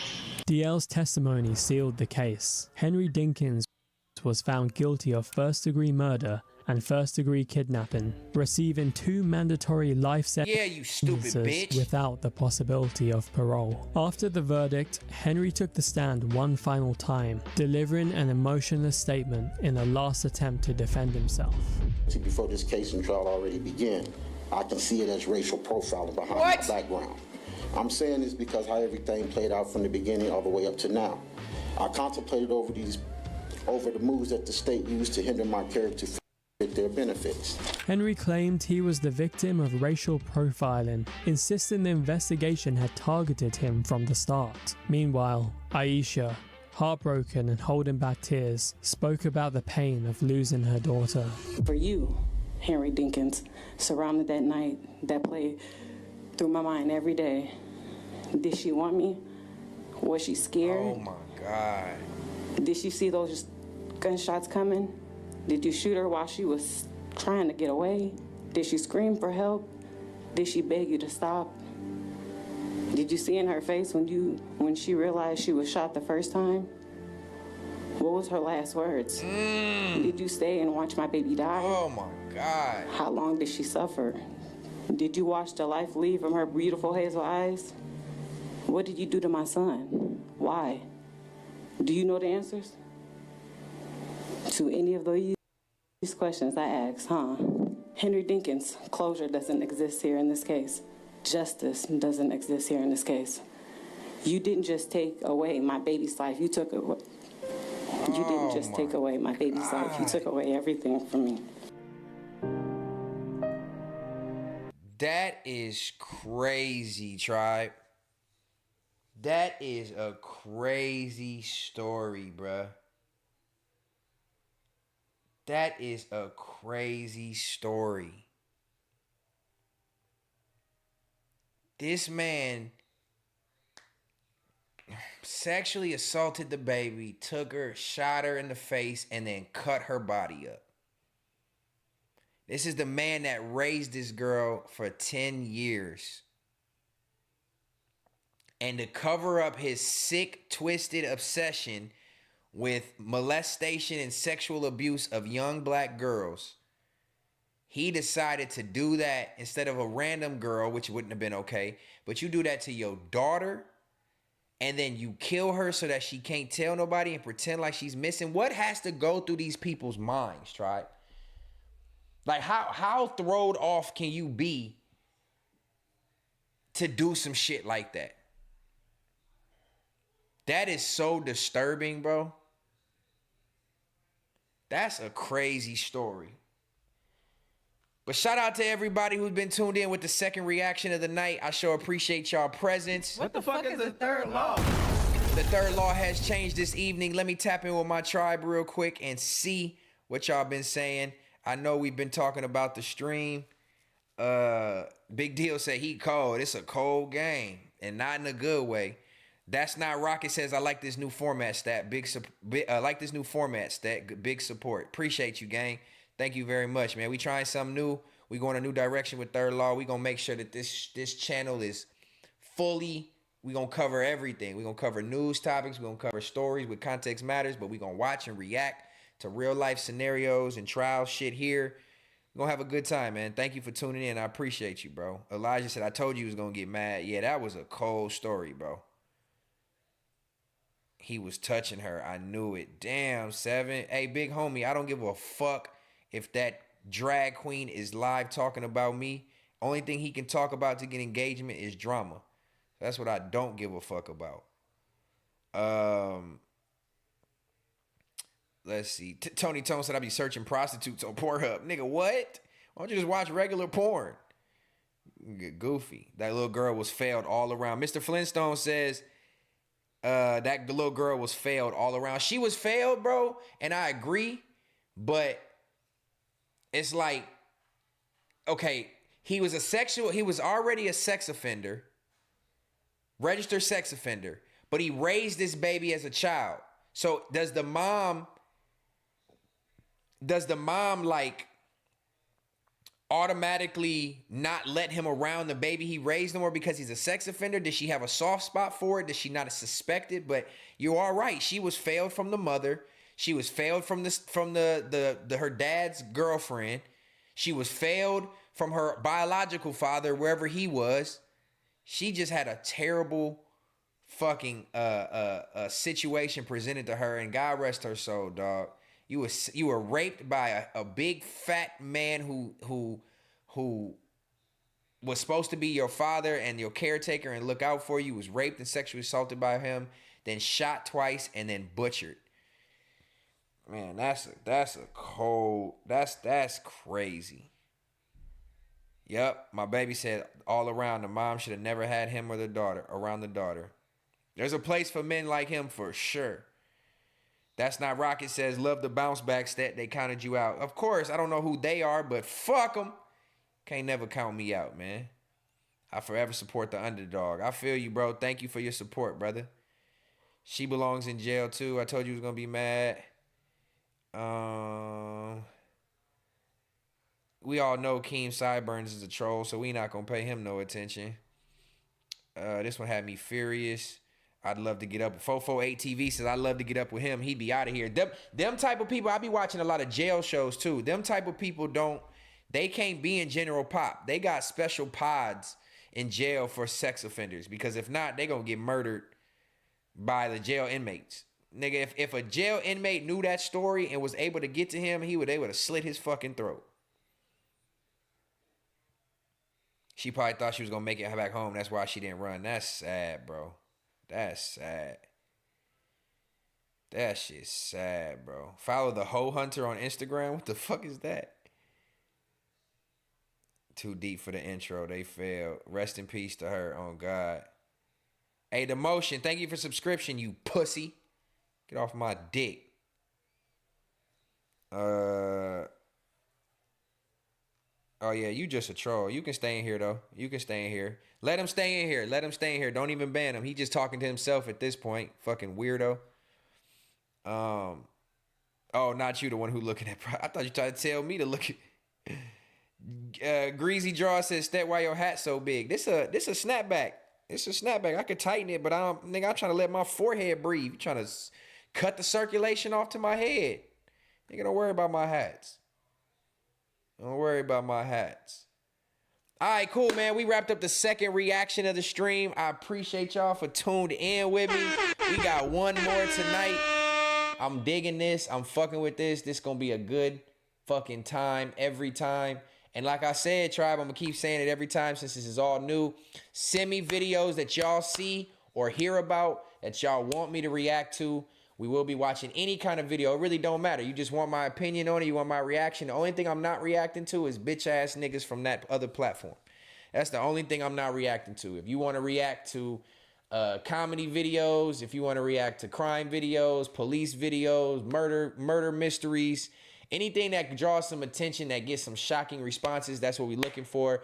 So if you want to stay engaged with this chat with me, oh yeah, I know he loved me. That's why he in here.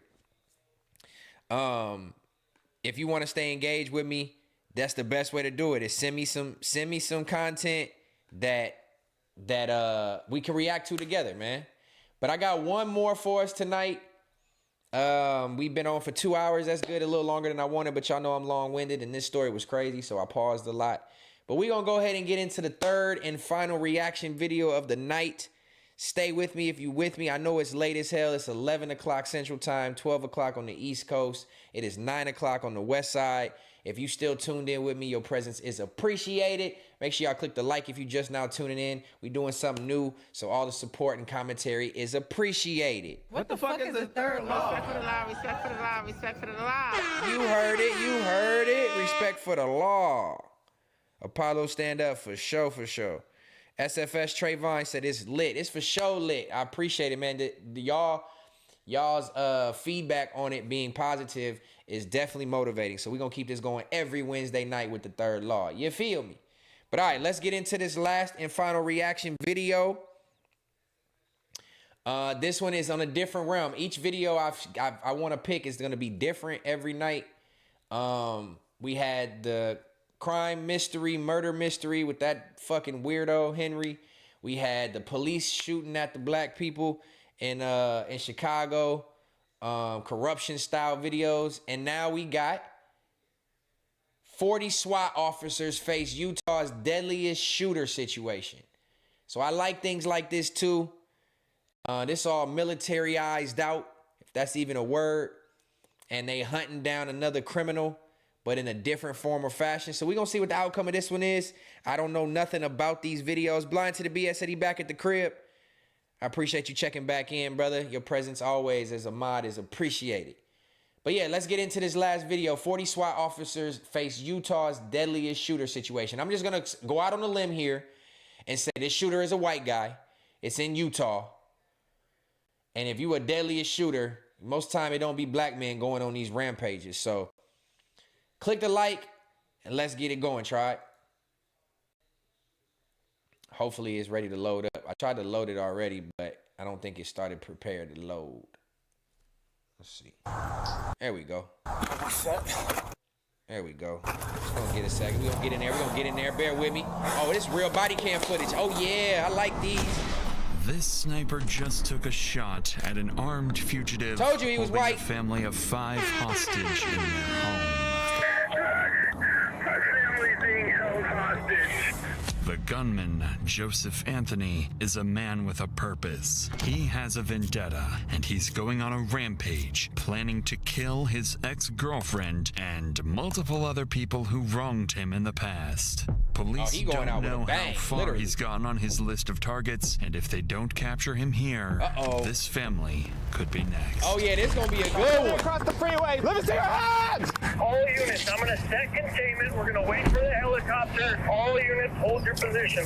Dial the fuck in, right? It's a showtime. Yep. Okay. Start out. Go. Come on. One more. Police!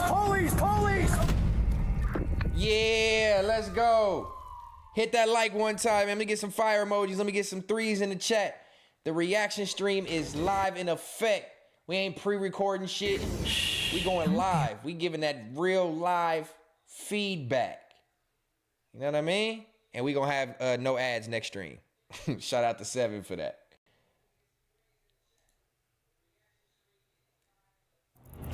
All right. It's Thursday, September 9th. Bear with my computer, bear with the connection. And the first sign that something is seriously wrong comes from an alarming 911 call. 911, what is the address of your emergency? Leighton. So my brother, he's on the loose right now, and he threatened to kill his girlfriend a couple days ago. He just showed up at my house. What's your brother's name? Joseph Manhart. He has a firearm on him, and he is armed. Where is he? He's outside my front door right now. I need the cops here ASAP. I've got units on their way, okay? Okay, you gotta hurry. Okay. You gotta hurry, though. I'm dead serious. That's your brother? Just 24 hours earlier, Joseph Manhart... All right, let me ask y'all, try because we keep this interactive. I like to let them play, but I want to talk to y'all at the same time and get y'all feedback. If your brother has threatened to kill his girlfriend and already seems mentally unstable, and he shows up to your house, this is your brother, and he shows up to your house, and he's got a gun, and he's outside the door trying to get in, what are y'all doing? Are y'all letting y'all brother in strapped? Y'all calling the police like his brother did? Are you getting your gun? Are you willing to prepare to have a gun battle with your brother? What are you gonna do if your brother, who's mentally unstable, shows up at your house after threatening to kill his girlfriend and he has a gun? Are y'all letting him in? You getting a gun? You going outside, you calling the police. What are you doing? Because this brother was already scared and he knew not to even open the door for his brother. But what are you doing? This is your blood brother you grew up with. Are you trying to calm him down? What are y'all doing? Let me know in the chat. If you're watching this after the live stream, let me know in the comments. What are you doing? All right, let's go.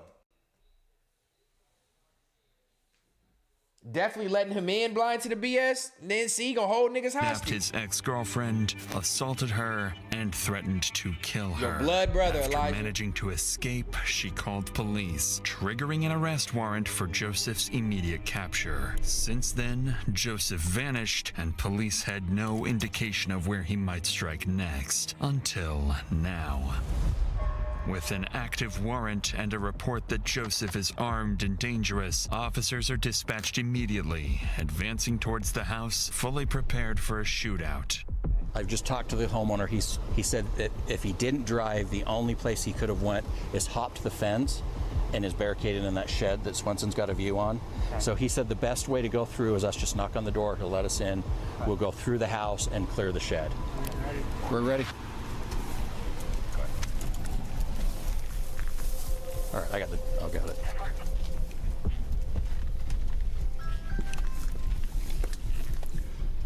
Bye.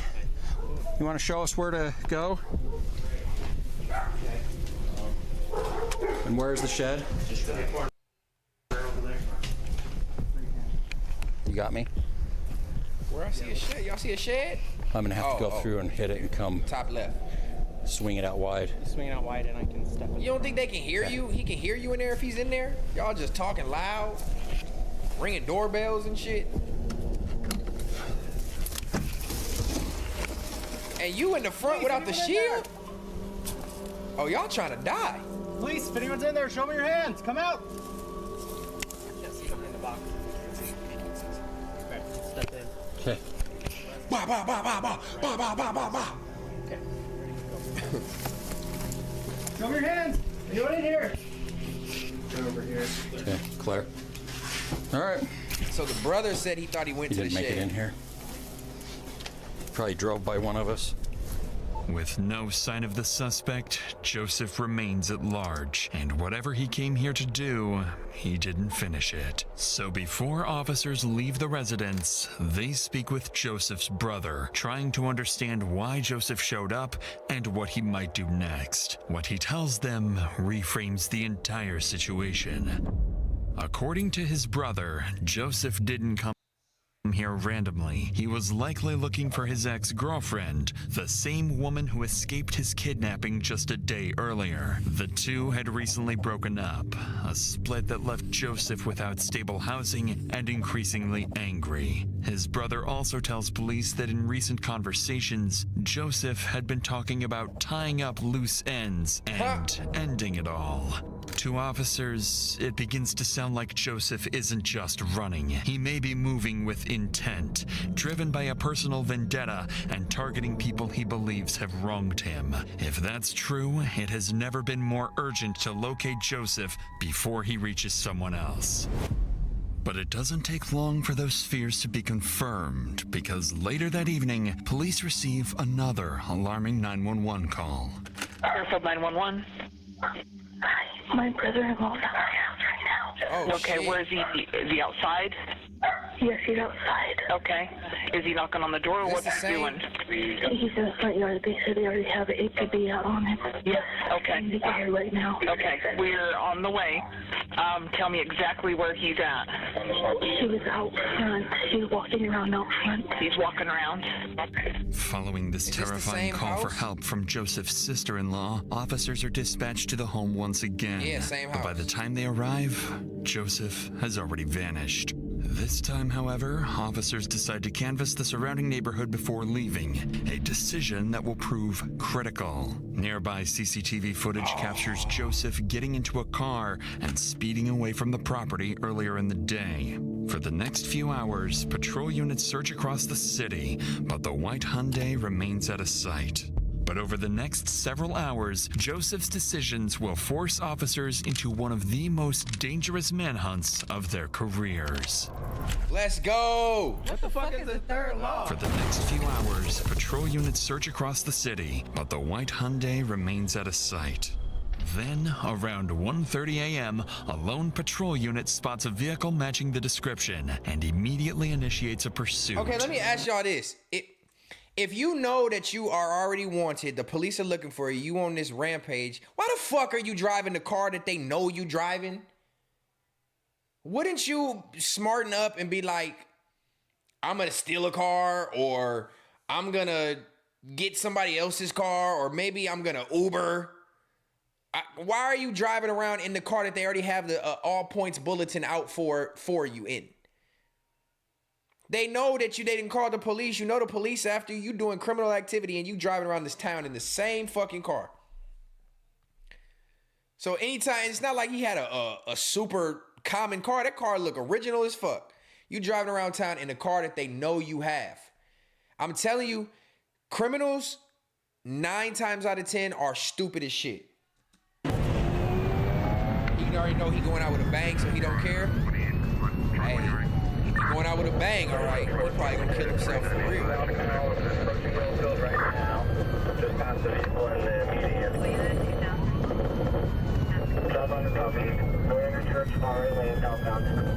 Just as the officer begins to close the distance, he suddenly loses sight of the car Joseph is believed to be driving. But just minutes later, as patrol units continue canvassing the area, one officer spots Joseph's car parked on nearby train tracks. With no way of knowing whether Joseph is still inside or hiding close by, the officer cautiously approaches the vehicle. Okay. He went right through. Hey, I have civilians here. Much love, 7 Vinny. I appreciate y'all. Thank you Building for Hotel 3 on the southwest end. Can I get a couple more of this way? 31 headed that way.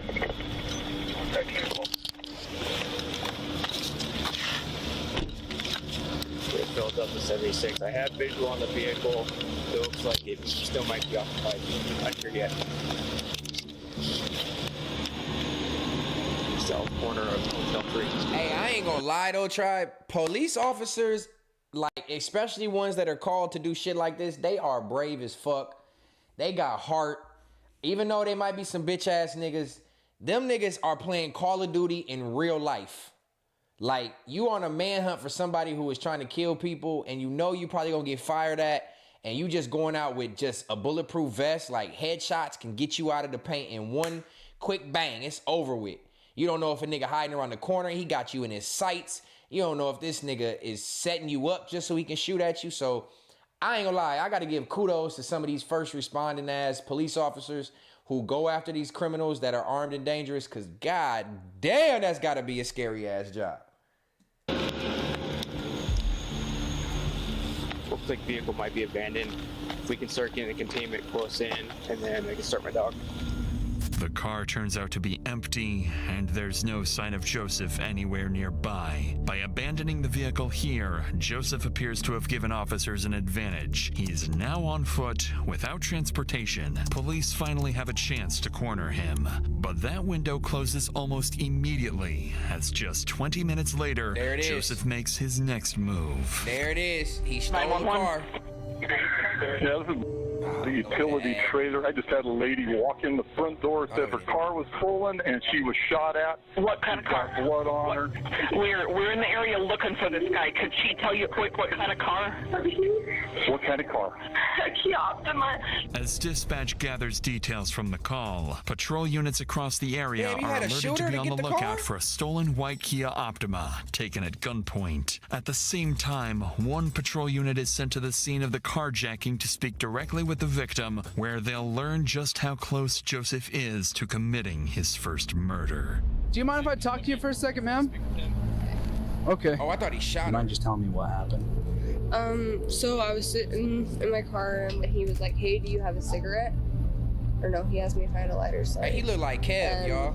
I was like, yeah, and I only rolled down my window like this far, and shout out to Kev, no, that's no shade. Just shout out to Kev. And then he was handing it back to me, and then he just shoved his arm in my window, and I just started rolling it up, and I started screaming, And he was like, I have a fucking gun. And then he pulled it out, and I just kept rolling up the window trying to scream, and then he just shot out the window. Damn. And then I just opened the door, and I said, you fucking have it. And then I just got out and ran. Okay. By this point, it's clear Joseph has lost control, and this woman is lucky to be alive. But that might not be the case for whoever crosses his path next. Because just minutes later, around 2 a.m., a patrol unit spots the stolen car speeding down the highway, heading toward Utah County. As soon as the pursuit begins, Joseph starts swerving across lanes, forcing other drivers to react. He low-key would have been better. I know this sounds fucked up, Tribe. But he low-key would have been better, like, knocking that girl out with, like, punching her and making her go to sleep, or actually shooting her, because now she done called the police and told them what car was stolen, and they know it's in the area, so they know it's you. So now you got another APB out. You should have just kept the little motherfucking, the little shit you was driving before. So now you got a new car, but they on your tail again. The world's dumbest criminals. And putting innocent lives directly in danger.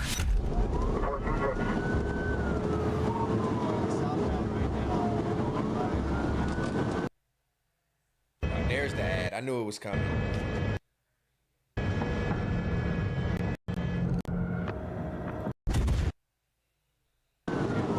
And then it refreshes the screen. Okay, I gotta get rid of the ads. With Joseph refusing to slow down, it's only a matter of time before someone gets hurt. So to bring the pursuit to an end, an officer approaching from the opposite side of the highway pulls over and prepares to deploy spike strips. At highway speeds, there's no margin for error. The spikes have to go down seconds before Joseph reaches them. Too early, and he'll see them in time to swerve around and put innocent lives at even greater risk.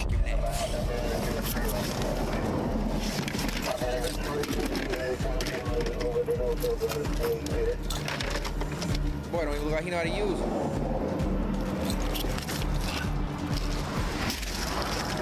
He missed it. Good spikes, good spikes. Oh, he got him. He got him. Shepherd. Unit.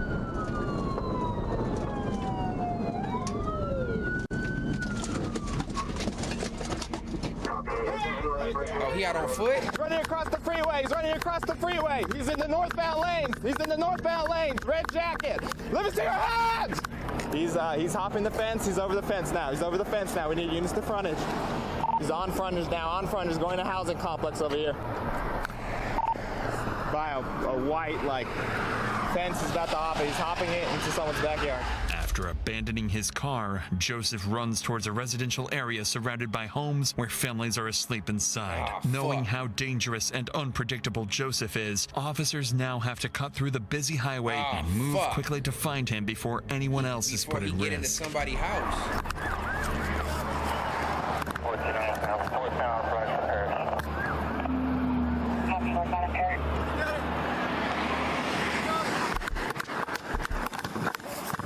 No, he's behind that picket fence right there, whatever address that is. I don't know what the hell that is, but he's behind that. Nigga, jump that hoe. Negative. No shots on frontage. Go more towards probably.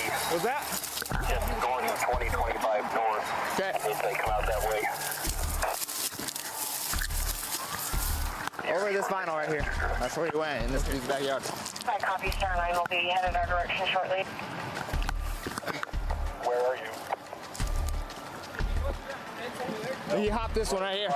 All units, I'm going to set containment. We're going to wait for the helicopter. All units, hold your positions. Don't go walking around.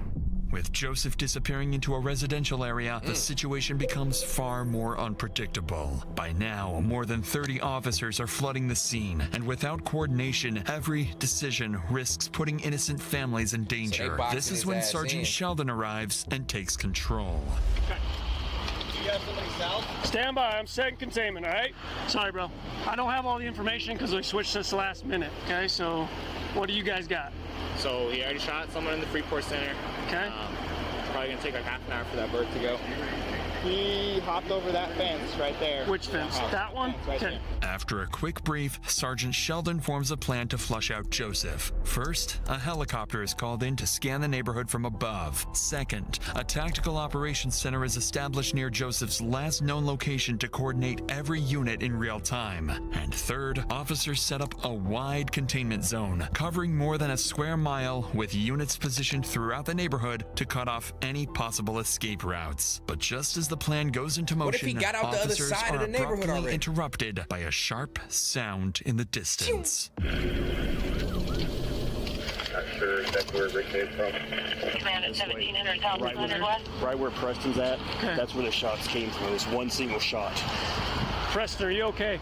Hold your position. At I'm this sending point, a they probably unit think he around to killed you. himself. You only hear one Go to- shot. We're going to get, if we can get someone over here to the north of 2025 north front next to the whole containment. Yep. And to get someone. I'll set containment. You guys come up with a plan to systematically search this. Okay?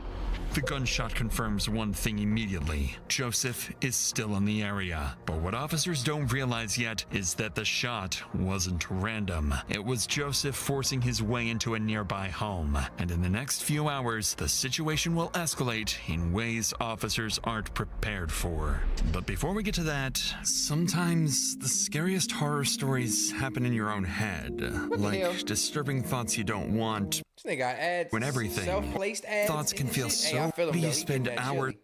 out of bed He said, but before we Fancying get to that, or well, let's get through organized. Stress. OCD can be that. OCD? What is this nigga? swear no CD. Hey, get your chili, Licensed boy. therapists are 100% One day I'm virtual. gonna be doing the same There's thing. Mo. Get your chili. NO. God damn, that's a long ass It's a ad. full- Bro. Okay, let's go back. Here we are. .com. That wasn't a skippable ad. That was a placement ad. He got some chili for that. Approximately an hour after the gunshot was fired, the helicopter finally arrives and begins a full aerial sweep of the neighborhood. But Joseph is nowhere to be seen. On the ground, course, y'all officers took an spread hour to out get searching there. for Joseph and cautiously prepare for an ambush. How I go from a placement ad to an actual ad? Forerunner.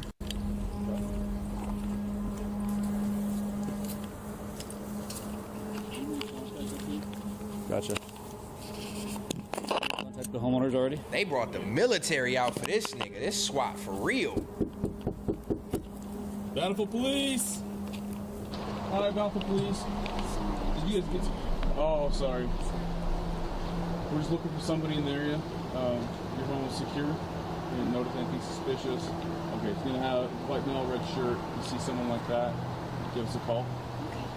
If you find them or see them or anything, give us a call 911. Man, stay your ass in the house. No, you're good. Just make sure you lock your door. Who the hell is this guy with us? It's driving me crazy. After more than 2 hours of knocking on doors and checking backyards, there's no sign of the suspect. Joseph's absence becomes increasingly unsettling, and Sergeant Sheldon quickly recognizes what it likely means. If Star 9 can't find him, we have a totally different situation, right? Because he potentially could be in any one of these houses. He could be taking people hostage. He could have broken in and it's unoccupied, right? So we have all of this shit that we're going to have to filter through, and that's going to have to take How many houses are we looking at? resources. They just said they was looking around Excuse for me, 2 sir. hours already going door to door. How old were in the you when you middle of made the your night. first million? What is Knocking door to door. It's for the younger generation. So they got to go to every door. They going to get that 911 call, though, we saw at the beginning, though. I would estimate 8 on this side, 6 to 10 on this side. At this point, Sergeant Sheldon and his team are forced to consider multiple scenarios, including a barricaded suspect holding hostages inside. But they won't have to weigh those possibilities for long, because one phone call is about to answer that question for them. 911, what's your emergency? My family's being held hostage. Immediately after this, officers spread out and quickly locate the caller nearby, Chris Samuelson, a father who managed to escape the house just moments earlier. What he tells them is chilling. Inside the home, his wife, 2 daughters, and his daughter's boyfriend are Oh, hell no. So wait, the dad of the daughters and the husband of the wife left the house while the family's being held hostage? See, I don't know. You never know them type of situations till you in them. But like, if we gonna be held hostage and die, we gotta die together. I'm not leaving my family and my kids alone in the house with a stranger at gunpoint. They just said the dad was but then again, if you don't get out, how can you call for help? That's a cold scenario though, right? So like, you caught in the catch-22. It's either stay with the family and not be able to call for help, or get the fuck out and where you can use your phone and call for help. Man, what do y'all do in that situation? Go get the blammer? What if you ain't got no time, Bushido? What if you ain't got no time to go get the blammer and this nigga done kicked your door in and y'all in the middle of the night sleep, but you able to wake up enough and grab your phone and get out the back door, but you leave the rest of your family? But then again, if you stay and you are getting held at gunpoint and hostage, he's not going to let you use your phone. So then you can't get help for nobody. So it's like, go out, get that call for help, and hope he don't do nothing crazy while you in there. But man, what would be going through your mind knowing that you just left your family in the house at gunpoint would be gut-wrenching. Still being held at gunpoint, and Joseph is inside with them. With this new escalation, Sergeant Sheldon knows this is now beyond the scope of a standard response and prepares to bring in specialized tactical support. All units, priority traffic. All units, priority traffic. We have information from a citizen leaving a house. Oh, jeez. Let's move. All bountiful SWAT, return to talk. All bountiful SWAT, return to talk.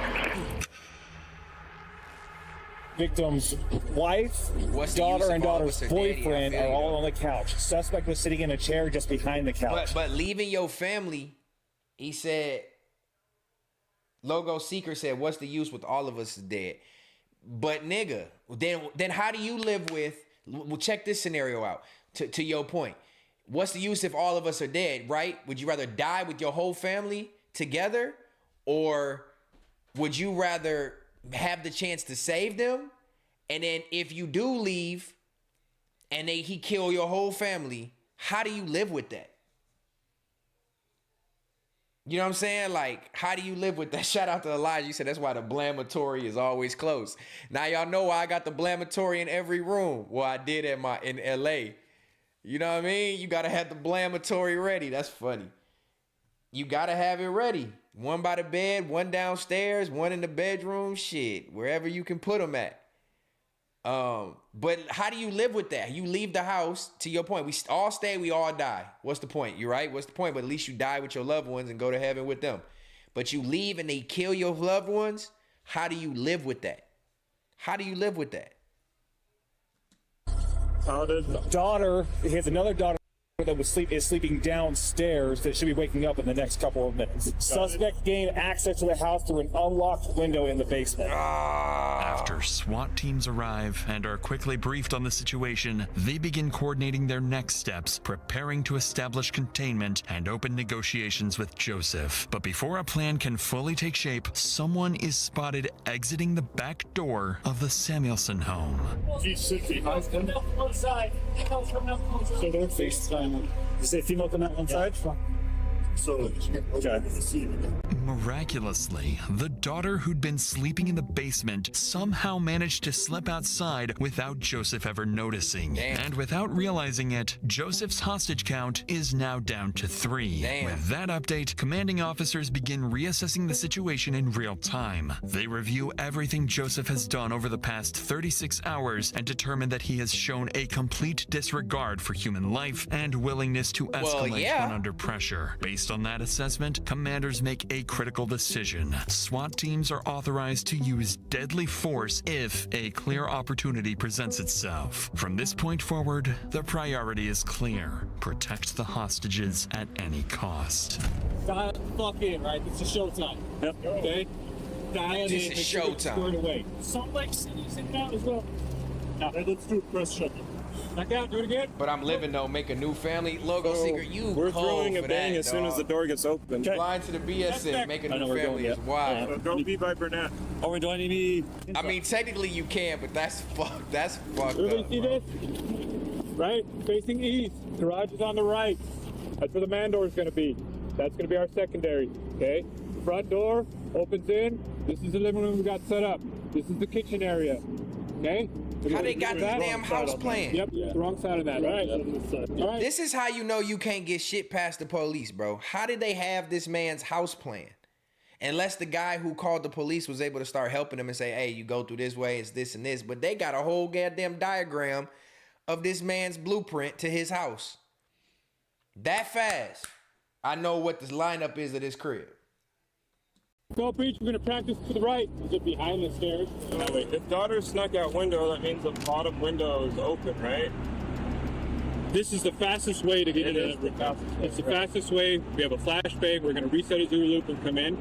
Let's keep practicing. Wherever he's at in this room, you guys are going to focus. How you know he's in that room? What if he's in another room with the hostages and he hears you and just start offing niggas? Just one bang. That don't sound like a good Deadly plan. force authorized, a coordinated plan is put into motion, one designed to end the threat and extract the hostages safely. A sniper will be positioned nearby, Ooh, they're ready to bringing the take sniper Joseph out. out if he's exposed and a clear shot presents itself. At the same time, negotiators will make contact with Joseph, work to slow him down, gain compliance, and convince him to release the hostages and surrender peacefully. If that fails, they have one secondary objective: get Joseph to step outside. Because if he does, even briefly, it could create the opening the sniper needs. With 3 innocent lives at risk, there's no room for error. One wrong move, and everything ends tragically. Yeah, so why would you? Okay, so I don't think before we get into the standoff happening, we get into the meat and potatoes of this shit. How do you think you just gonna go in the same window he's in, expect him to be in that same room, throw a flashbang, and think he not gonna hear that shit? What if he's upstairs in the kitchen? What if this nigga is in the room with other people, got him up, tied up somewhere, and he hears the flashbang come in and he really about that life? He can just off everybody. That don't sound like a solid plan, SWAT. But let's see what happens. Stet never been in combat. Shut up. I'm just trying to think logical, gang.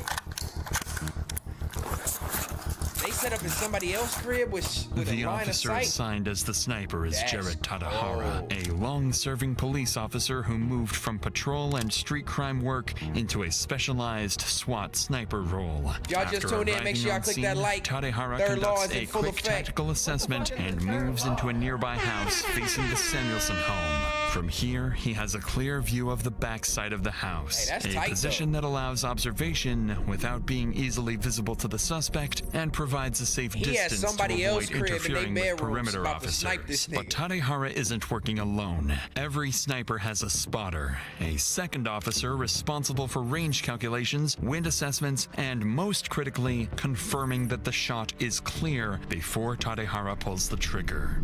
Across the street, negotiations continue. For the past 3 hours, officers they have about been to blow trying his to head reason with Joseph, urging him to surrender and release the hostages. But Joseph refuses. He won't let anyone go and threatens to kill the entire family if officers attempt to force entry. With 3 people at fatal risk, a precise sniper shot becomes the only way to end the standoff before it turns deadly. But before Officer Tadahara gets that opportunity, he receives crucial information that makes things a I mean, I've worked honestly, with members who what's the have had point fear.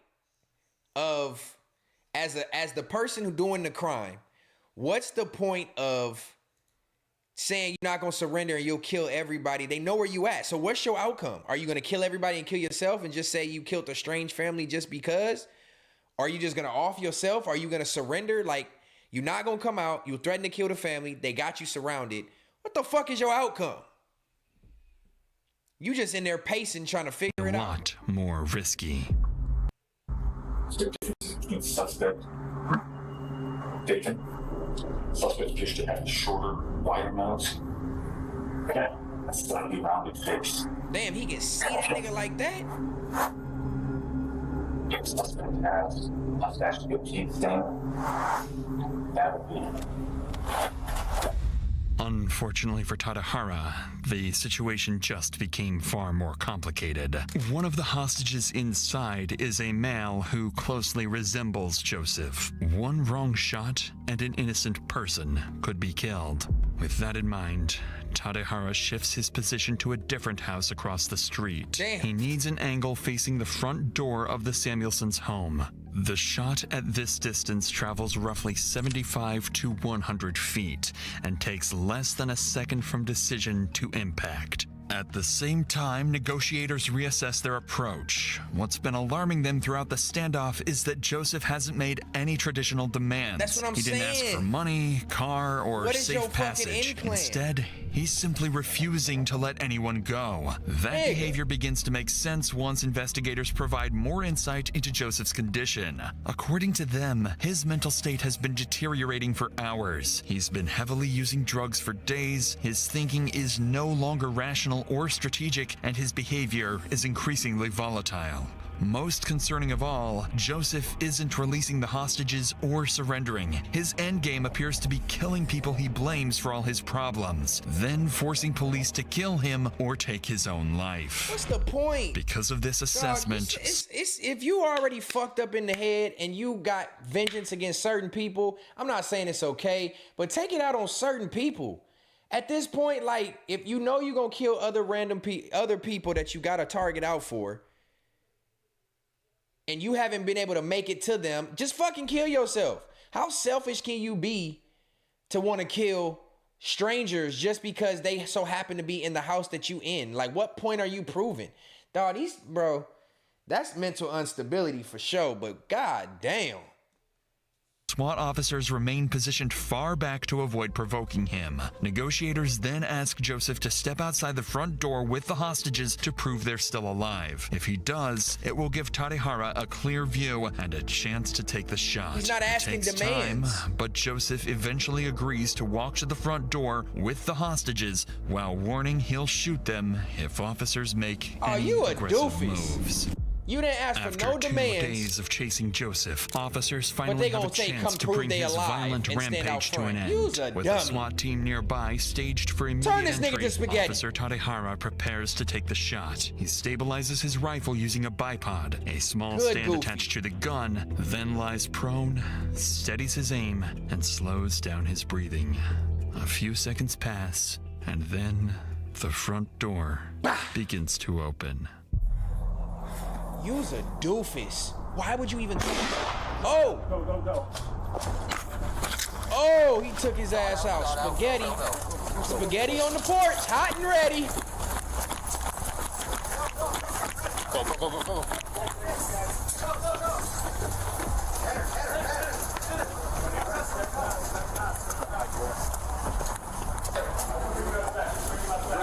Right. I think we're good. Where else you need? I think we're good right now. Okay. Unless they start calling for This door. What they doing? Did they already kill him? One more. Police! What y'all doing now? Gotcha, we got him. Come on, hands up, bro. Oh, the hospital. I don't know, maybe a piece of his skull hit me or something, I don't know. Oh, shit. You sure? Yeah, you're good. Let me see. Maybe a piece of his skull hit me, but I hit, someone hit me, can I point? Someone hit me right here. I see. Come on out. What do you see? Oh, he probably got. Yep. What do you see? I got blood on your forehead. You okay? You got anything? I think a piece of his skull hit me. It's crazy. Just hold on to me, I got you. You're safe. No, they traumatized. After more than 6 hours trapped inside with an armed, unstable man, the entire family survives. An outcome that, just minutes earlier, felt far from guaranteed. At the front door, Joseph Manhard lies critically wounded. Paramedics rush him to the hospital, but despite life-saving efforts, he's later pronounced dead. Fuck that nigga. Investigators later determined that Joseph's actions were driven by a rapid collapse. His failed relationship and heavy drug use pushed him into increasingly violent and reckless behavior. By the end, he wasn't trying to escape or survive. He was acting like someone who had nothing left to lose. Damn, oodles and noodles on that nigga. Golly. Golly. I just don't understand if you know you ain't got no end game. Why the fuck would you even, I'm not even trying to be on his side. Why the fuck would you even come outside? Why would you come outside? That wasn't even the one I was supposed to watch either. I was supposed to watch this other one, but it's already too late, so we'll do this on the next one. Why would you even come outside if you know for a fact you don't want no money? So why are you proving the hostages are alive? You just, it looked like shit. It looked like he didn't get a chance to step on the porch. He just, bah! He opened the door and was laid flat. Oodles of noodles. The other nigga talking about, I think a piece of his skull hit me in the head. So what are y'all trying to do life-saving efforts? So he can be shot in the head and then survive and then go to jail for his crimes? Nigga, let that nigga decease. Like, you already mentally unstable. You don't even need to be in prison, bro. You just deserve to go where you planned on going to begin with. That didn't make no sense. This nigga stepped outside to get his head blown off. Golly. Respect for the law, respect for the law, respect for the law. Respect for the laws. Well, shout out to that sniper, though, because that's a cold-ass job. That's a cold job to have. Not only do you know you taking somebody off the face of this earth, whether they're a bad guy or not, you got to live with the fact that you just shot a nigga in the head from 100 feet away. And, like, yes, you're going to be celebrated and congratulated, but you do have to live with that.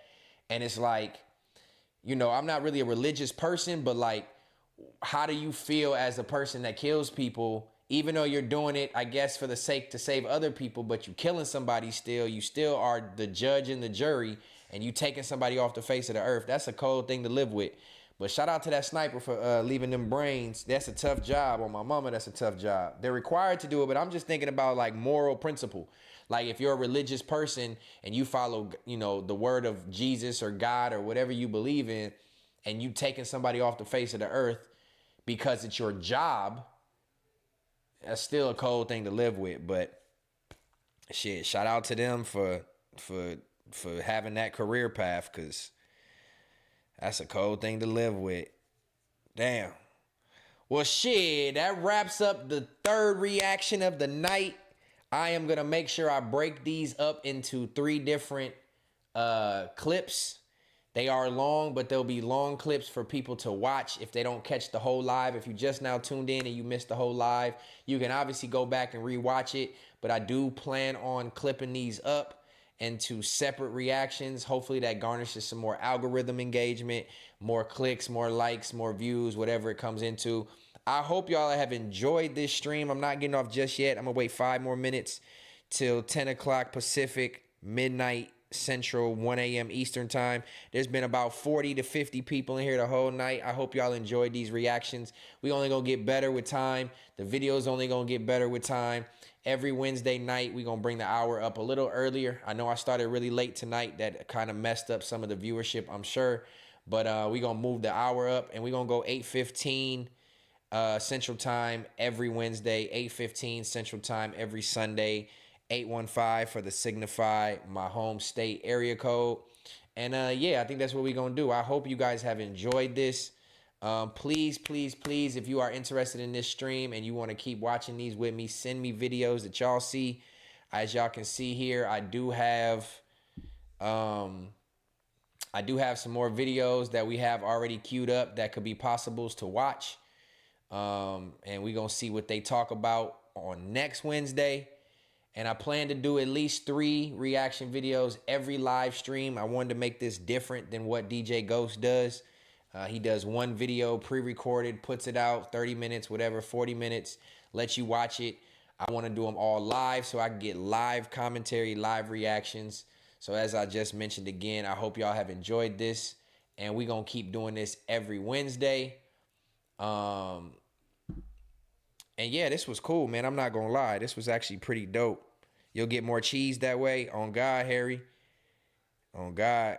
That's the plan. That's the plan. Yeah, welcome to the new third law. You heard what she said. What the fuck is the third law?